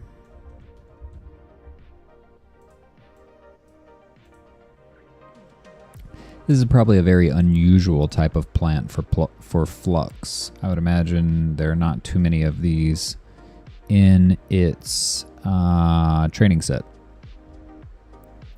Just a guess.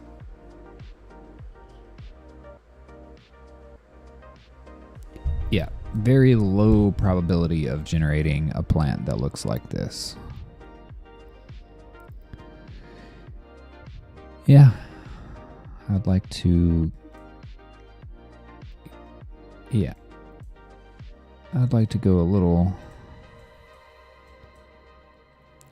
it's hard with the denoise, you got to balance it because you don't want the image to be too different, but you also don't want the, I don't know, it's situational.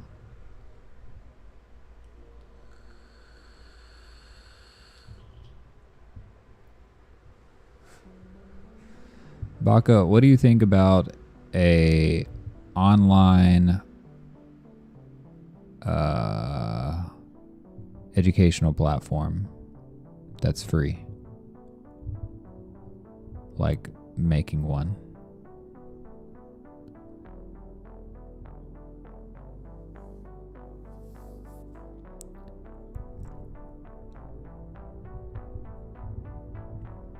Like, what if we had our own Flow State Academy or something? That's kind of a cheesy name, but you know, something like that.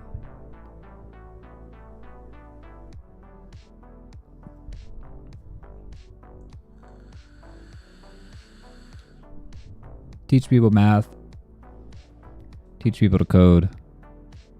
Teach people AI. Stuff like that. For free.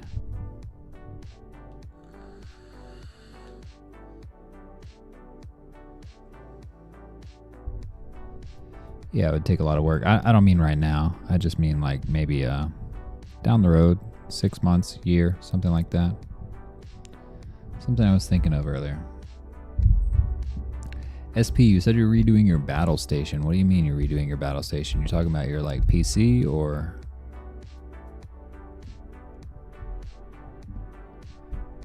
Yeah, not right now. It would be down little down the road. At least several months away. Probably 6 to 12.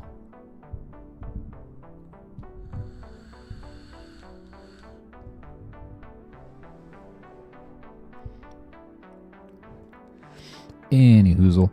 So that's a weird example. Let's try something better. Let's try cool candles. I was really disappointed with almost. It would be nice to use it to talk to AI to move these. Yeah.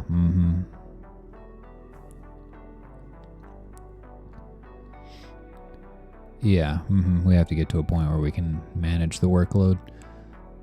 Chris, yeah. So the idea is that once we get these tools rounded out and producing the results we want to take all of this out into a standalone application, get it out of Comfy entirely, and just make our own standalone application much faster, much more streamlined, and we can do anything we want with the UI. So in terms of, right now, you're kind of tweaking these little values, pixel values, to move things around in the image. It's not the best, but it's working within the limits of Comfy.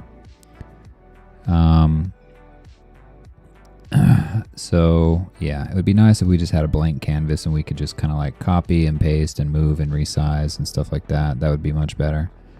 But once we get to the standalone application, we'll definitely do that. 2 32-inch OLED monitors. Whoa, dude. To go with your already 49-inch ultra-wide. Are they going on the like second row above the 49-inch? Or are they going to be like vertical, one of them vertical or something? That's a lot of OLED. I do like some OLED monitors. anything OLED. OLED is the way to go. I don't even know why any other TV technology still exists. OLED is far superior.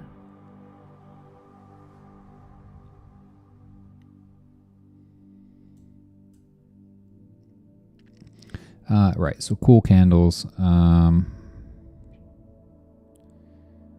Maybe something that Flux could do easily.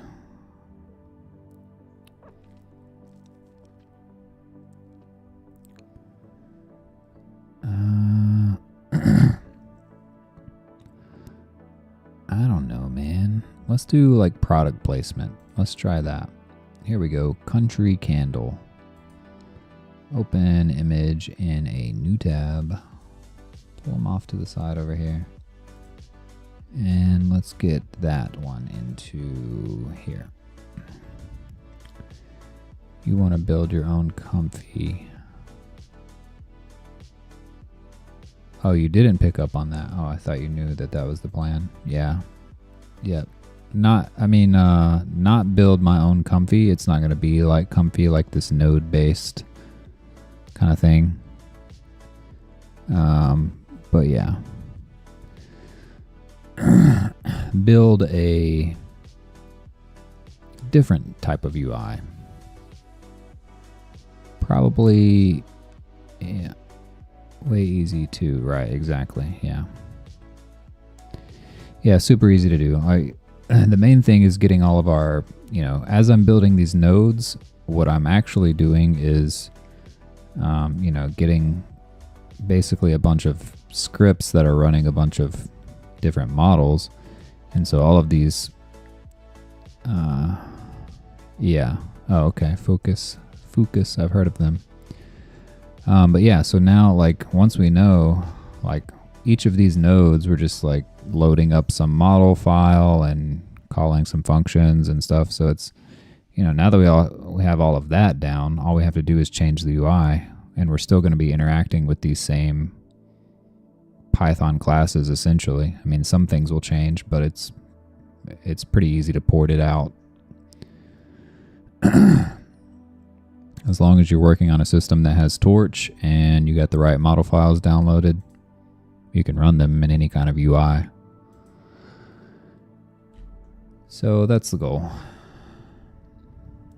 We have our candle here. Let's put let's do product placement. Let's take our mask. This is something a client might want us to do, or something we might want to do for one of our own products.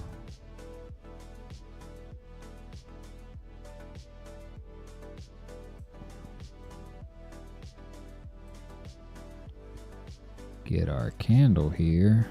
In fact,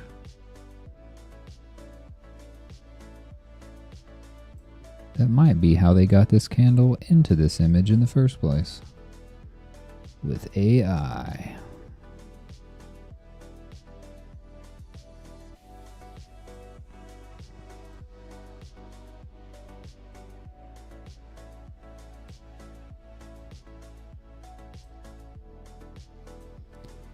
All right, maybe get our little flames here.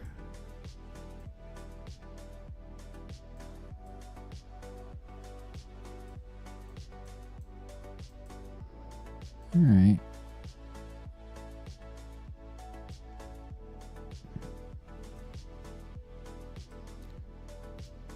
Good enough. And again, let's put it down here on the counter.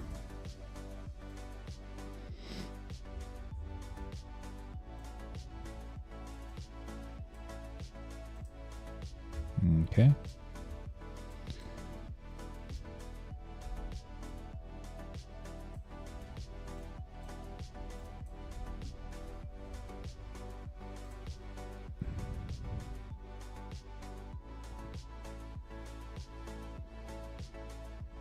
Yeah, it's going to be way simpler than Comfy. That's the reason. Well, two reasons. One, so we can make the UI simpler, and two, so we can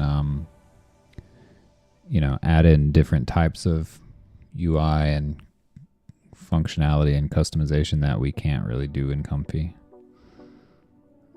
Did I not hit Q? I thought I hit Q. Oh, it's off the screen, probably. No, wait, where is it? We got our plant going to there.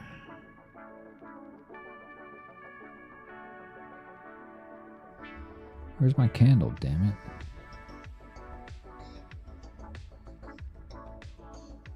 Oh, because we got our plant overriding. The candle's probably behind that. Because we got our plant going to the same spot. So let's do that. Alright, plant, you can go... Just go back over here.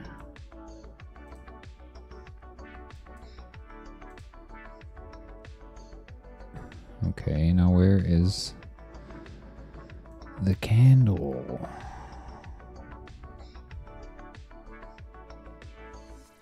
Would be sick to have a customized system written in plain English instead of code for the nodes. Right, yeah. I don't know about tweaking code, but yeah, definitely open up a lot of options for people, for sure. It's hard to let people tweak code.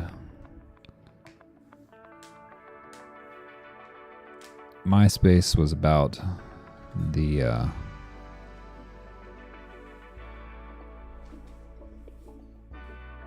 limits on that, pretty much.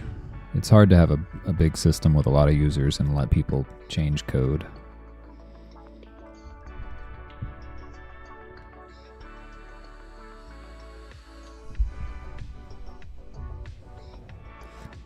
I still think we should bring back MySpace, though. Alright, where the hell is my candle? This is really annoying. Candle should be going to right there, right? Why is it not? Why is my candle? Plant goes to there. My other candle, right. Other candle right there goes to right there.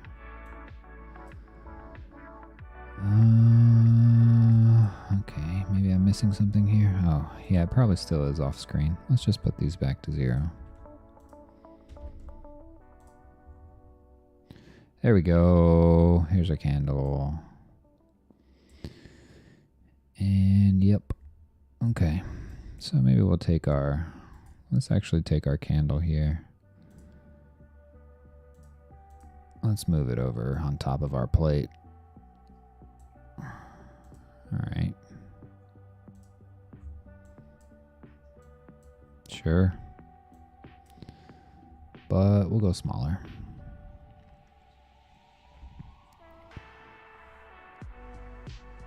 Glyph, okay. Customizing, coding, LLMs, yeah. Okay. I will check it out.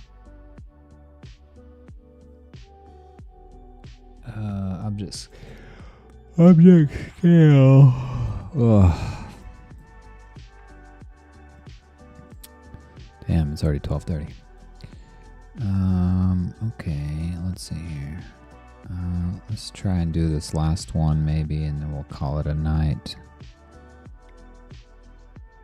This is from the first image, so that'll be 0. If we go to object scale, we'll say 0 equals 0.5. I feel like, yeah, no. Okay, fine. Oops. 0.5, and then 1 equals 1, and then 2 equals 1. Okay, come on now. I can't type.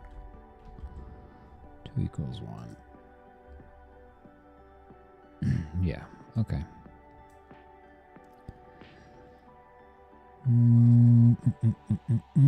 People make workflows that give you an image with Instagram captions with literally just prompting one word. In the back end, it's people customizing SD and LLMs from the ground up. Very interesting. Huh. Yeah, I'll have to check into that, man.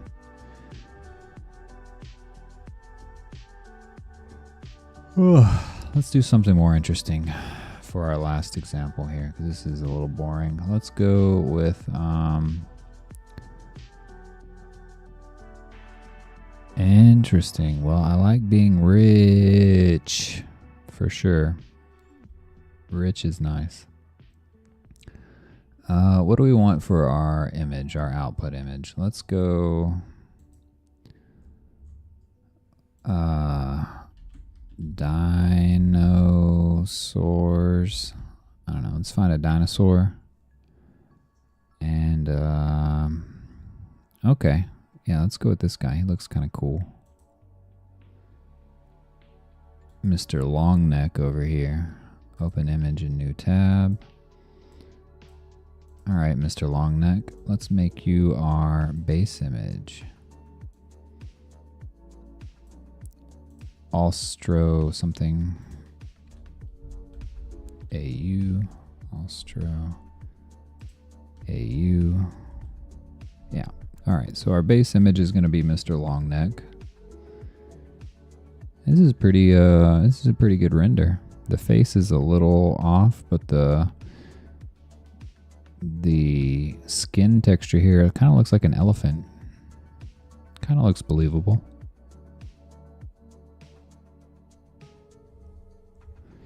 And candle. Do we want a candle? Maybe we'll find let's find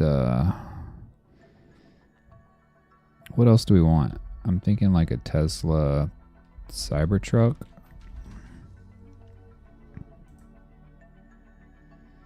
These things are so ugly.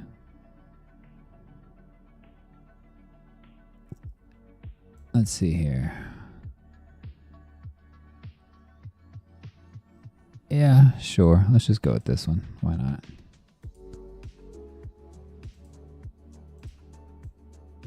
All right, let's put him in there. What else do we want? We got a dinosaur and a Cybertruck and a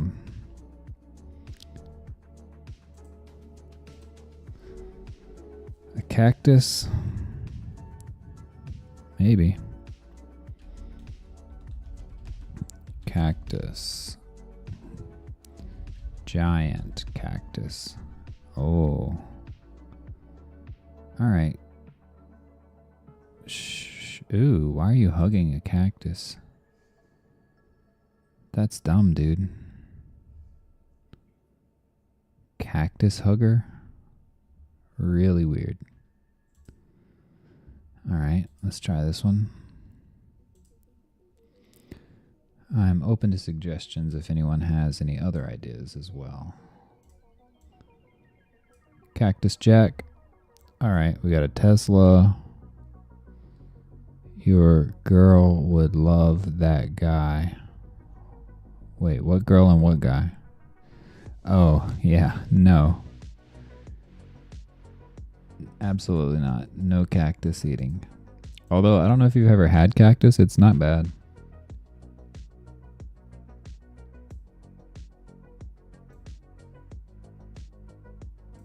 It's like green beans. It's basically exactly like green beans. Tastes the same texture, everything. Tastes just like green beans. Yeah, I don't mess with vegetables at all anymore. But I'm just saying. I used to have my neighbors growing up were their parents were first generation from, I think, like El Salvador and Mexico. And they used to make cactus all the time. I like a lot of veggies and fruits. I love fruits. I don't really like, I mean, veggies, some veggies I do like, depending on how they're cooked, like Brussels sprouts with a lot of butter and salt. But I mean, anything with butter and salt is pretty fucking good. You know, stuff like that. But I don't eat vegetables anymore. I just stick to meats and fruits. and dairy and eggs. Meat, fruit, dairy, eggs. Yeah, I don't... it depends on... I mean, you can make anything good, really. I can make cardboard good with enough butter and salt.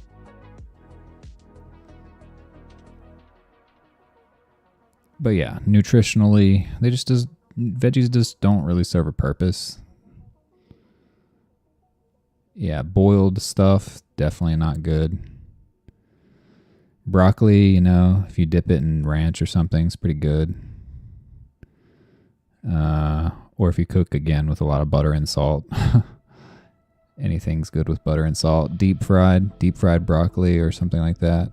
Okra, deep fried okra is the shiz. Raw broccoli with ranch, yep, good stuff. But nutritionally, it just doesn't... Okra, it depends on how you've had it. If you've had it deep fried and breaded, it's fire.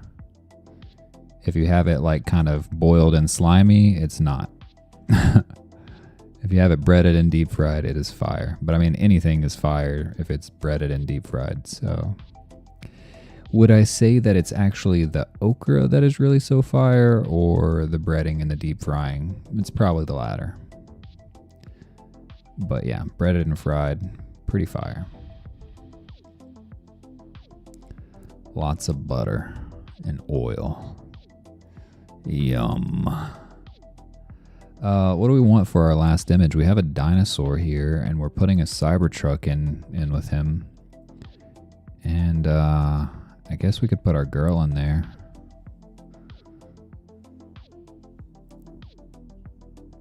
Breaded and fried is the American dream. Absolutely. Anything is good breaded and fried. I can't think of something right off the top of my head that I wouldn't try breaded and fried.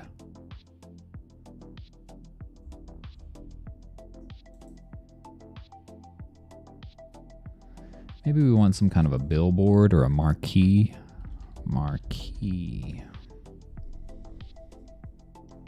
Hot dog, it's a wonderful life. Do we want a sign on the side of our dinosaur?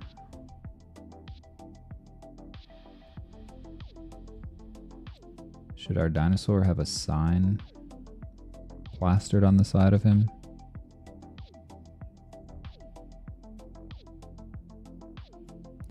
Motion City soundtrack. Bluebird.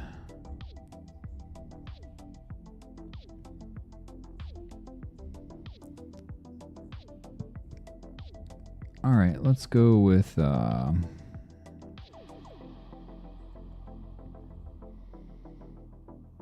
Sarah. Okay, Sarah.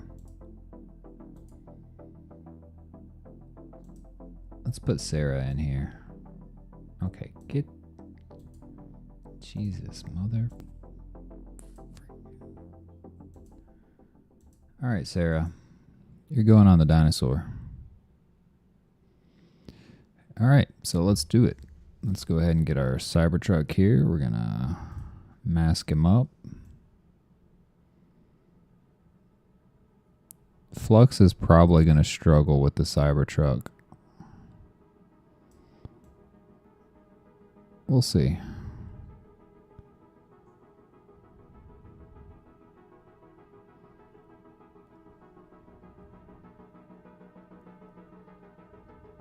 These model people, these model devs, they need to really like keep their image base up to date.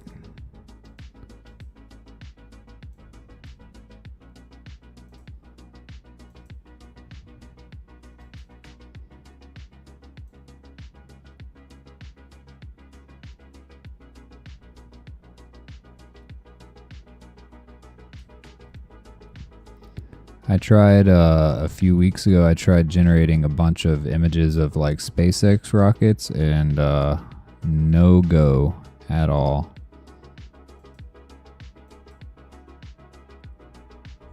It was not happening.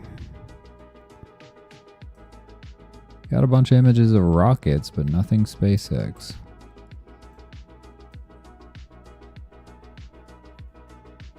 Alright, so there's our Cybertruck, and I don't know, let's put him like over here somewhere. Maybe like right here. Ish. And then our cactus. We'll make our own, make our own, we make some funny stuff in the days. Oh yeah, for sure.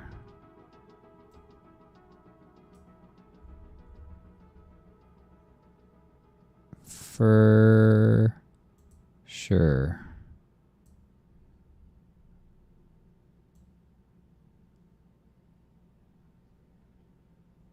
All right, I'm not going to get this perfect right now.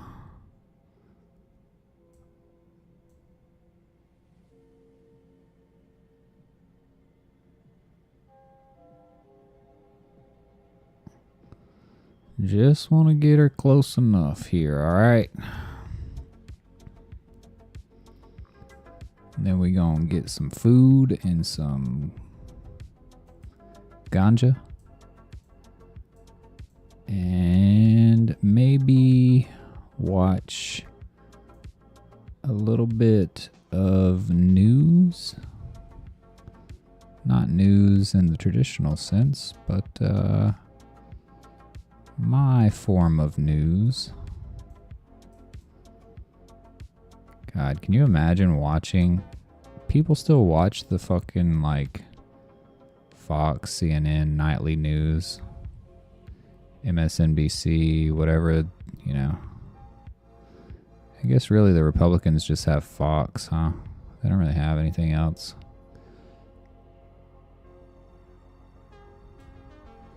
But any kind of news channel, just watching that, that's crazy, man.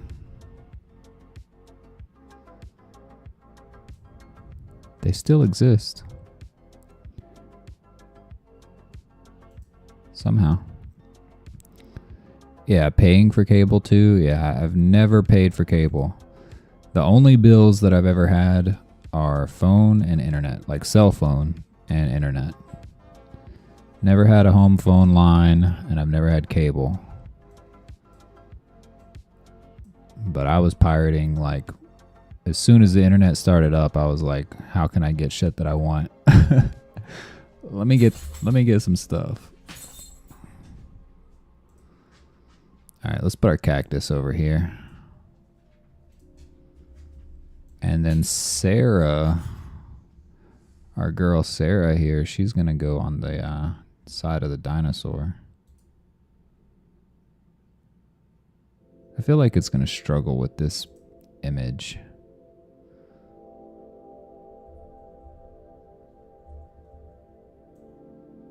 I might get a different one. I don't really want to mask this all up. It's not too bad, I guess.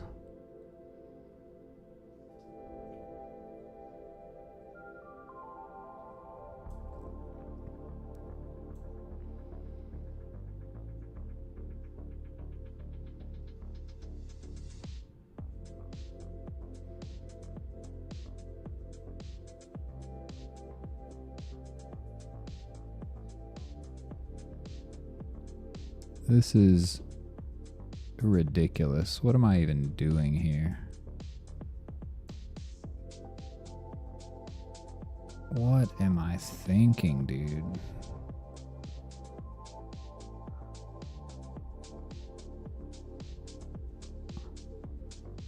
We'll see. We will see what happens.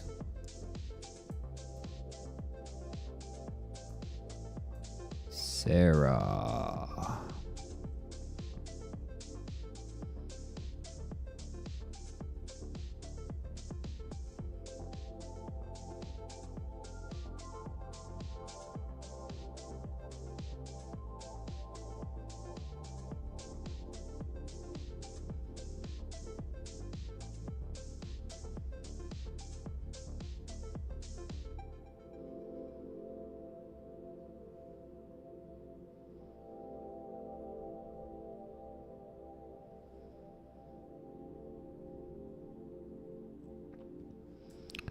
Alright, just kind of curious to see what it does here.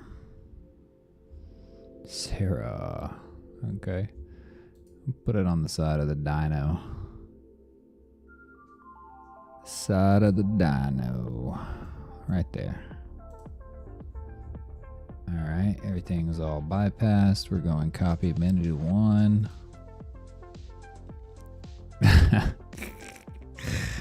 Okay. Where's our cyber? Oh, our Cybertruck is way down here. Why are you so small, dude? Dude. Have to hit the hey, good night. Alright, Chris, man. Take care. I'm right behind you, man. Alright, so this is wild already. Oh, our scale is way down. Let's put that back up. Still, the Cybertruck is really small. Let's try what happens if we do it like this.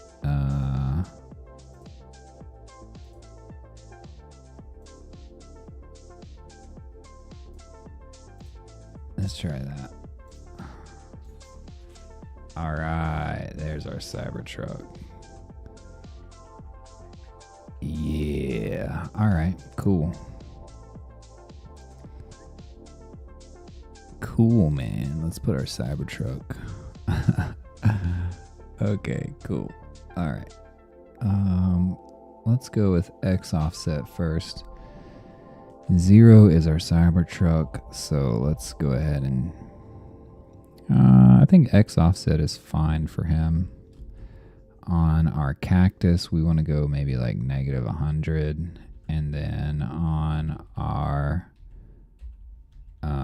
Sarah, probably fine for that too. Let's just go with 2 = 0. All right. And then on the Y, Sarah needs to go up. So we're going to go like -100. And our cactus is probably pretty fine where it's at. And we'll say like -50 on the Cybertruck. Scale, we definitely need to scale our cactus down just a little bit, 0.7 maybe. And then Sarah can also be maybe 0.8-ish. And then the Cybertruck will go like 0.9. And on the brightness, we are going to, well, not the base brightness, the object brightness, we're going to turn the Cybertruck. I think I got it backwards. Whatever. Let's turn the Cybertruck down to like 0.9. And then we'll go with 1 and 1. All right. Okay, yeah, better. Oh, I forgot my tire over here. Let's get our tire.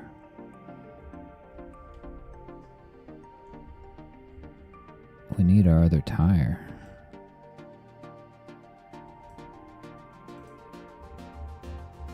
Okay. Our Cybertruck got no tire.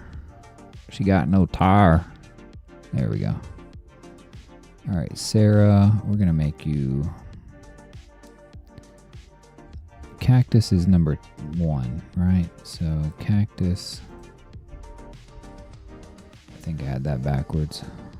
We're going to leave that 0 on the cactus. -50 on Sarah. On the scale, we're going to take our Sarah down to 0.8. Yeah, all right, cool.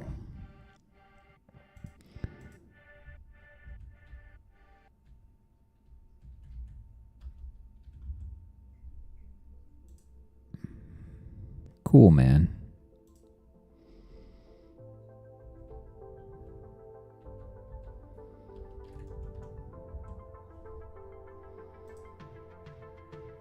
All right, so let's do a prompt.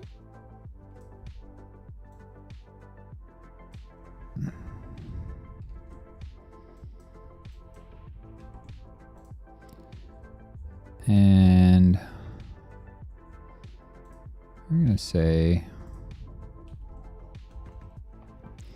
a realistic photo of a dinosaur. I have no clue what kind of dinosaur that is, but if anyone knows, let me know. Walking across a field, a futuristic cyber truck is to the right. A massive cactus is to the left. A giant marquee sign on the dinosaur reads Sarah. Okay.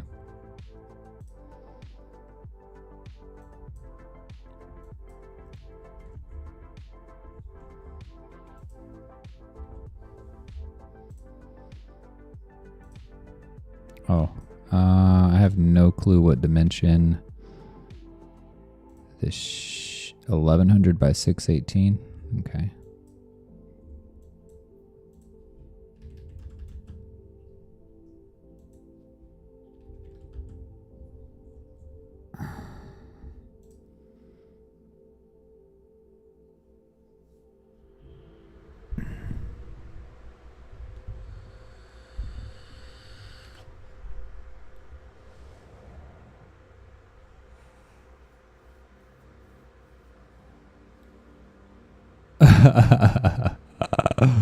Okay, cool. 0.6. Yeah, I knew this was going to be a struggle. What even is this fever dream?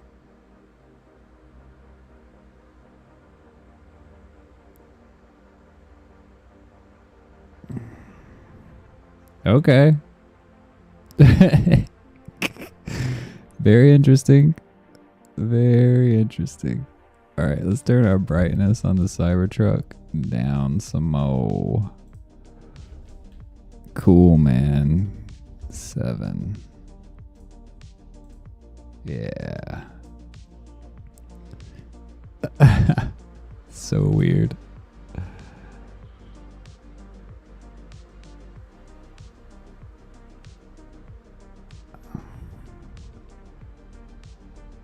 Mixtape art. I mean, yeah.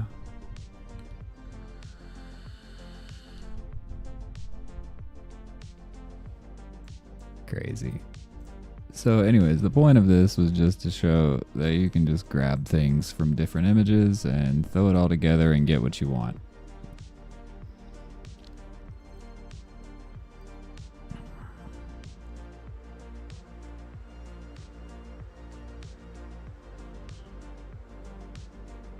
Interesting.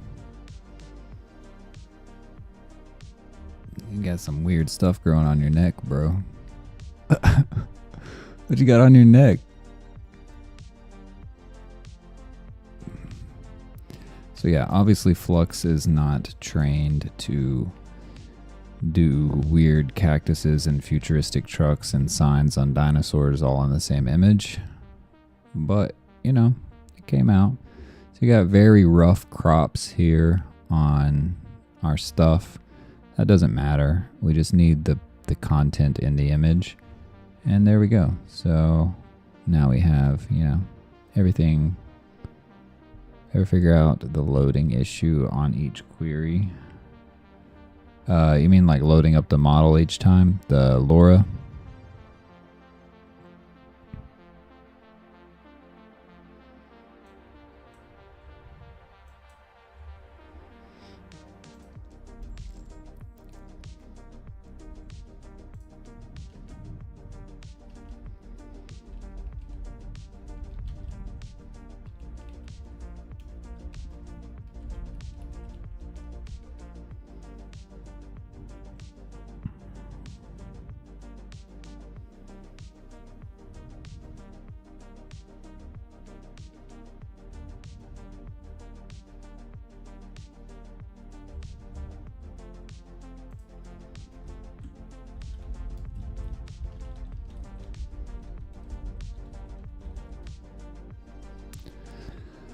try to do something a little more practical.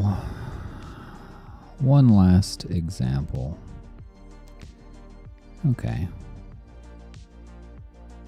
That could work. Let's go with this one. I like that. Open image in a new tab. Let's go with that one right there. And then let's go with a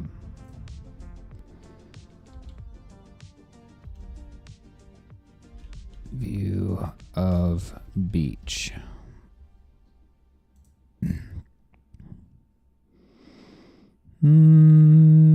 Okay, maybe this could work.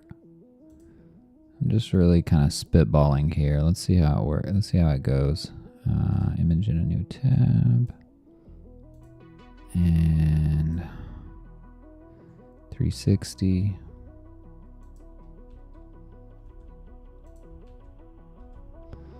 Okay, and then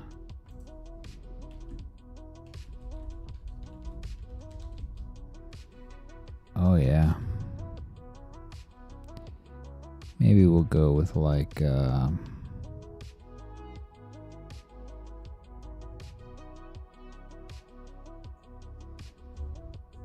yeah, bucket of beer. Bucket of beer. Yeah. Okay, sure. Let's go with yeah, let's go with Corona.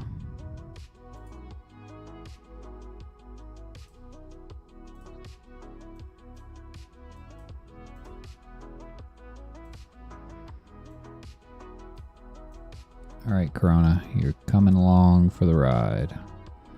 What else do we want? We got beer, we got a beach, we got a table. And suppose we need something else for our last image there. Beer, beach, table, maybe a fire.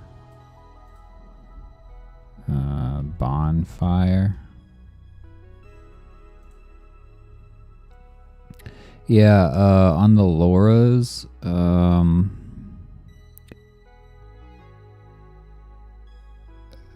basically,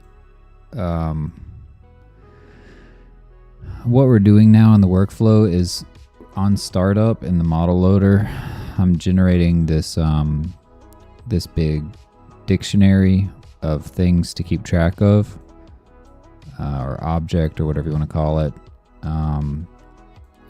And so it loads up the VAE and the clips and the diffusion model here, and some other things it sticks on there, and so all of that gets passed from node to node. And when we get over here to the styler, what I'm gonna do is, when it loads up the LoRa's, I'm just going to stick them on that object, and then that way you can reuse them. But it's tricky with the LoRa's because you have, you got up to 3 that you can chain together, and then you can have different strengths for each, for the clip and for the LoRa strength. You can do different strengths, and like each one of those, like let's say you have 3 LoRa's. Let's say you have Cyberpunk LoRa plus 1980s LoRa plus I don't know, some other third LoRa. You have 3 of them, and then you have your strengths specified down below. That combination of 3 LoRa's and 3 strengths is like its own one model. And then if you change the strength, or if you change one of the LoRa's or something, that new combination is like its own new model. So we can't persist all of the LoRa's that you load up, because you might be doing like bunch of different combinations of LoRa's with a bunch of different combinations of strengths and stuff like that, and that would just destroy your RAM. So basically I'm just going to have it to where if you load up a few LoRa's, or just one or whatever, it'll just store that one, and I might store up to like maybe 5 of them, and then that way you can keep reusing them without loading them again. And then just have a way to unload them. but I haven't gotten quite that far yet. I mean, I have a way to do it. I just don't know how I'm gonna show it in the UI on the node in terms of like how to unload them and stuff like that. But there will be some LoRa persistence for sure. Yeah, but I got to get this part done first. The batcher, I think, should be good. It's a pretty simple node now. And then the styler doesn't really need anything other than that persistence, the LoRa persistence. So it's pretty much going to stay like it is. And then the sampler, I got to redo like the processing, the order in which it processes things, because it has to keep track of the new storage system. But we'll be able to test that out in a couple days.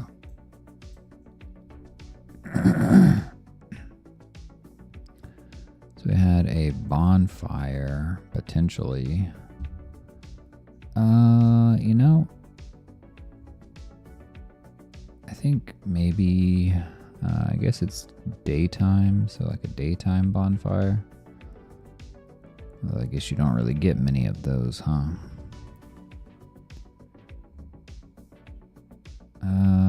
What else?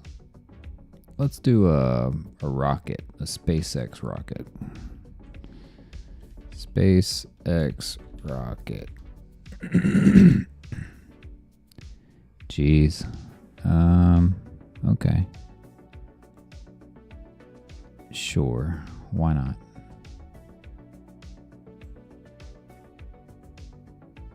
Yeah, that'll work.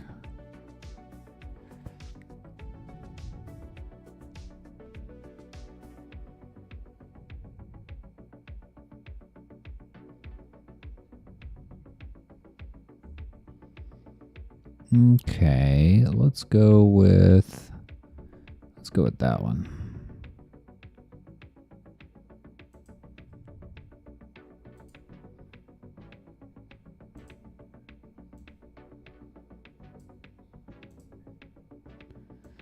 You're coming along for the ride, buddy.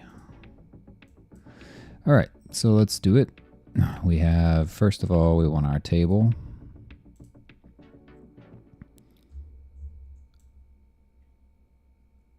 All of that.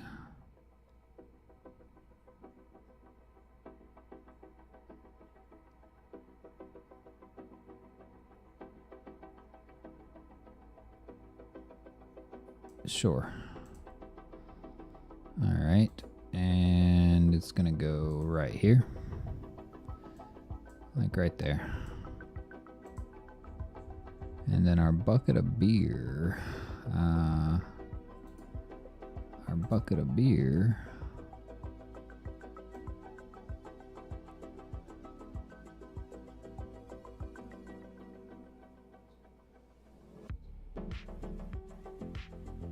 I think this is something that's like a little more pragmatic, a little more useful, especially if you're trying to make money, marketing type stuff like this.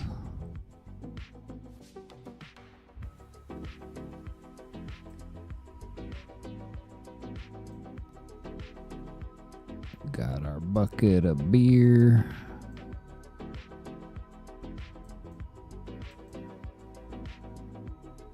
Right here. Good enough. Very rough mask.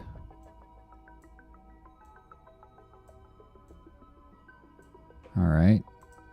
And it's going, probably we'll play around with it, but maybe somewhere like right there. And then we have our rocket.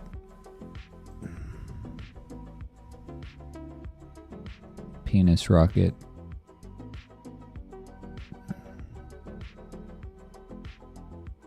Looks like a giant flaming penis. Or maybe more like a giant flaming sperm.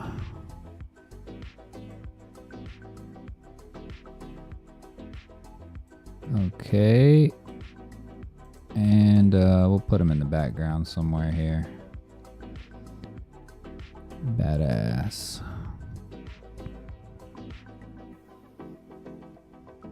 Badass, you're talking about the lore thing? And maybe we'll make him going over here. Off over there somewhere. Alright. Okay. Okay. Okay. Cue it up. Where's my table? Oh, Y offset.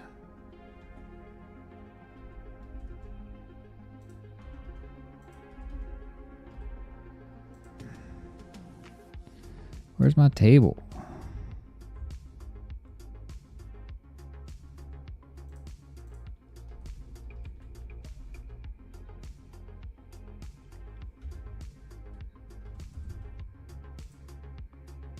Oh, there it is. Why is my table so small? Why are you so small, table? Oh, the scale is at 0.7.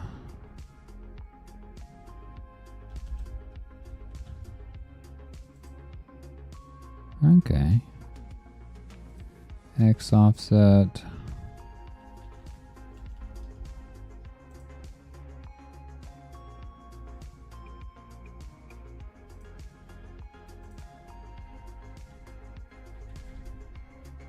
Maybe I should keep that at -100, and we'll put this at 300, and we'll put the scale up to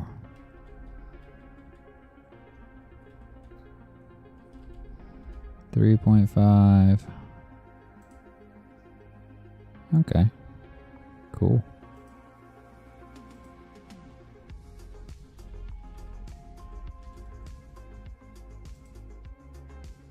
Yeah, that'll work. All right, X offset, we have it at 300. Nope. Interesting. Object scale will go up to, say, 4.5. Okay. Scoot them back over a little.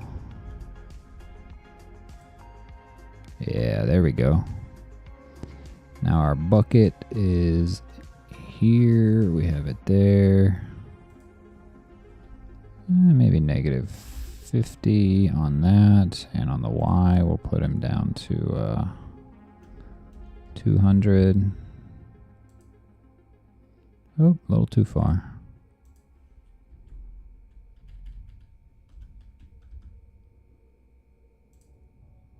Yeah, scale them up. Scale them up.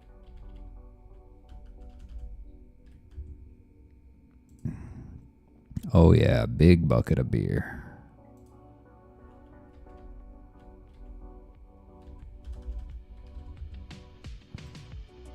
Hell yeah.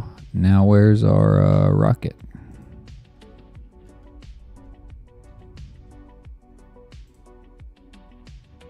Where did we put that rocket? X and Y offset is 0. Scale is at 1. Alright, well, let's try and bring them down some.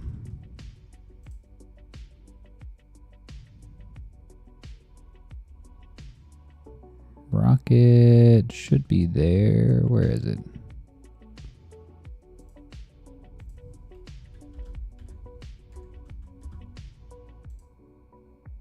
Oh, there it is. It's so tiny. Why are you so small? Why are you so tiny?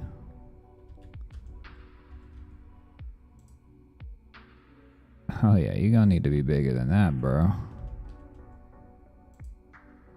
Oh, it's a tiny rocket. There we go. Alright, let's put him 100 and -100. Oh yeah. Maybe it's a little too big. Oh yeah. Oh yeah, now we're talking.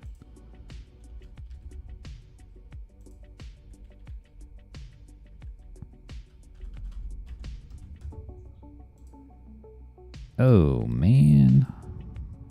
Okay.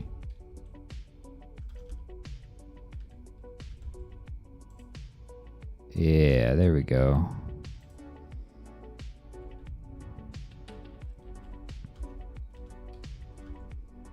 No, not 500. All right, so now we have our cool little wooden table and our bucket of beer and our SpaceX rocket in the background. Sounds cool. Sounds like a beer commercial.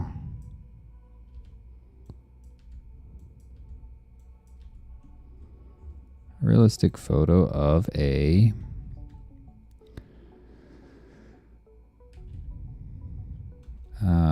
icy bucket of beer on a wooden table with a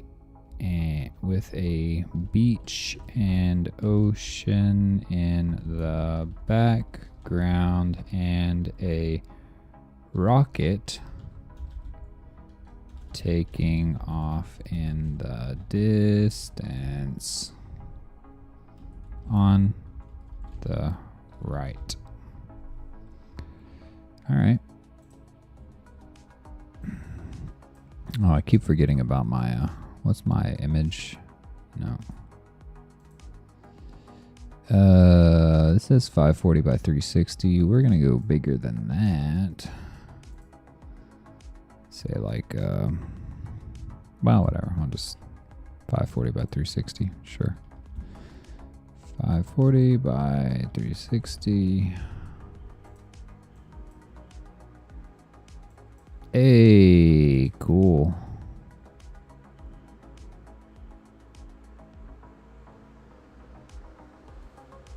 Cool, man. Cool. Cool.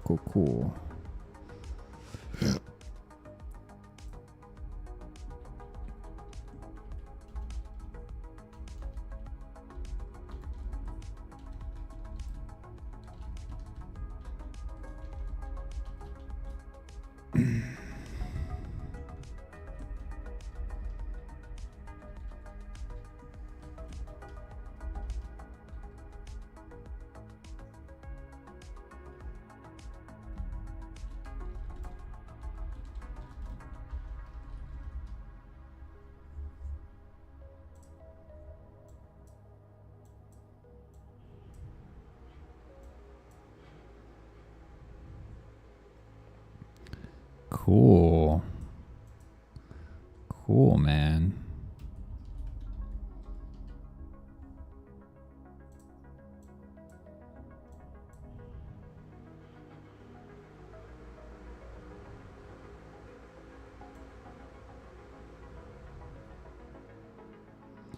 Very interesting.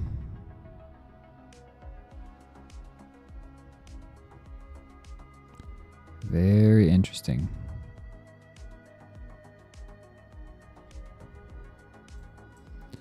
So let's turn this to DDIM uniform and let's bring this up to say 0.7.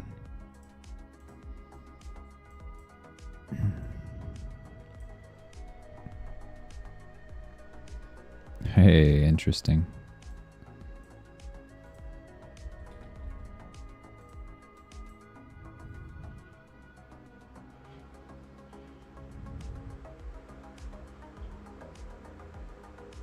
Nah, I kind of like that. It's not bad.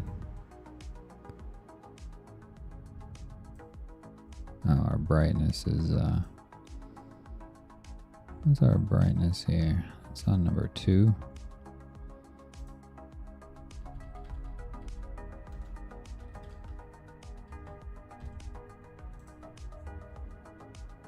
Yeah. Let's turn our bucket down a little bit there.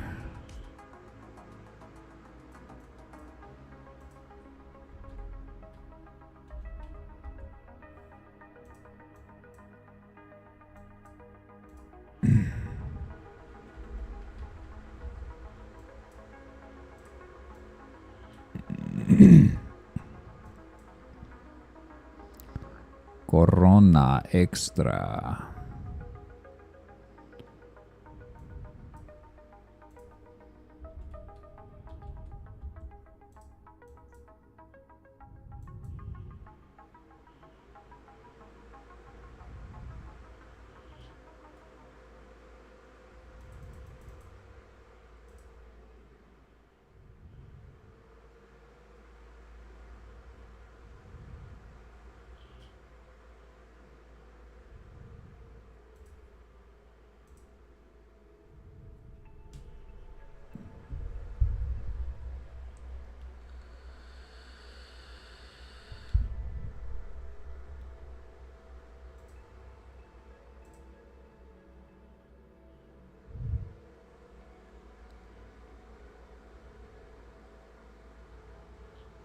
All right.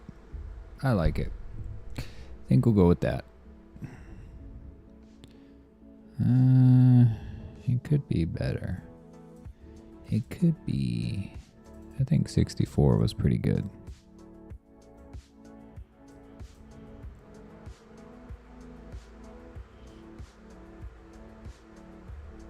Yeah, that's better.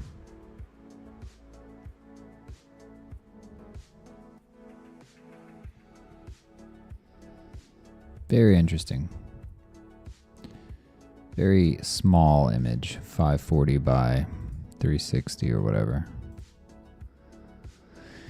But it works. Practical example.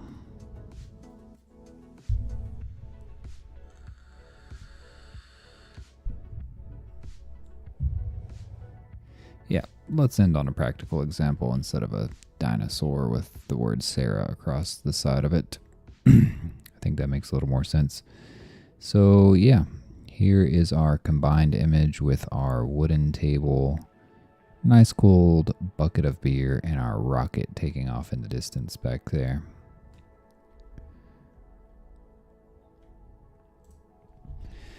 And I think that's going to do it. Not bad at all, Mr. Flow. It is coming along for sure, man. It took a while to figure out how to get this to do what I wanted it to do in a way that is actually useful, considering our UI limitations here. Stream tomorrow. Today is Wednesday, probably, I would say. Need to decide on an actual dedicated schedule. I might do like morning stream Monday, Wednesday, Friday, evening stream Tuesday, Thursday, Saturday, or vice versa, something like that.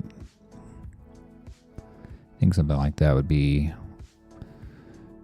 doable and sustainable. At least unless we can get, if we can get all of the content for the videos to come from the streams, then I can do longer streams daily. So hopefully we can tweak that, and then we can do more streaming. But tomorrow is Thursday.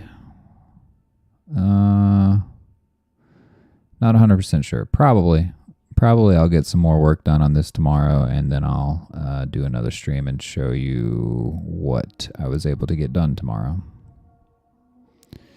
Right, exactly. Once everything consistent, that can get going, yeah. Yep, that would be the goal, to stream as much as possible and get good content from it. And if we can do that, then it doesn't even have to be me to do the editing. As long as the video is recorded, anyone can do the editing. So, might be an interesting thing for Jason to learn how to do. He wants to practice his editing skills. Might let him take a swing or two at it. See what he can come up with. Anywho, we're going to call it there. on our rocket ship and our bucket of beer. And I'm going to grab some food and a Splunk, catch up on some news right before I hit the sack, and try to get up early tomorrow. So yeah, we'll go ahead and just say plan on a stream tomorrow around the same time, 9 or 10-ish tomorrow night. And definitely by the end of the weekend, we need to get that rigid, regular schedule figured out for our regularly scheduled programming. All right, I'm going to cut it off. You guys have a good night. Thanks for joining. And if you have any suggestions, ideas, things like that that you want to see in this preprocessor, let me know. You know where to find me. All right, guys, take care. Have a good night.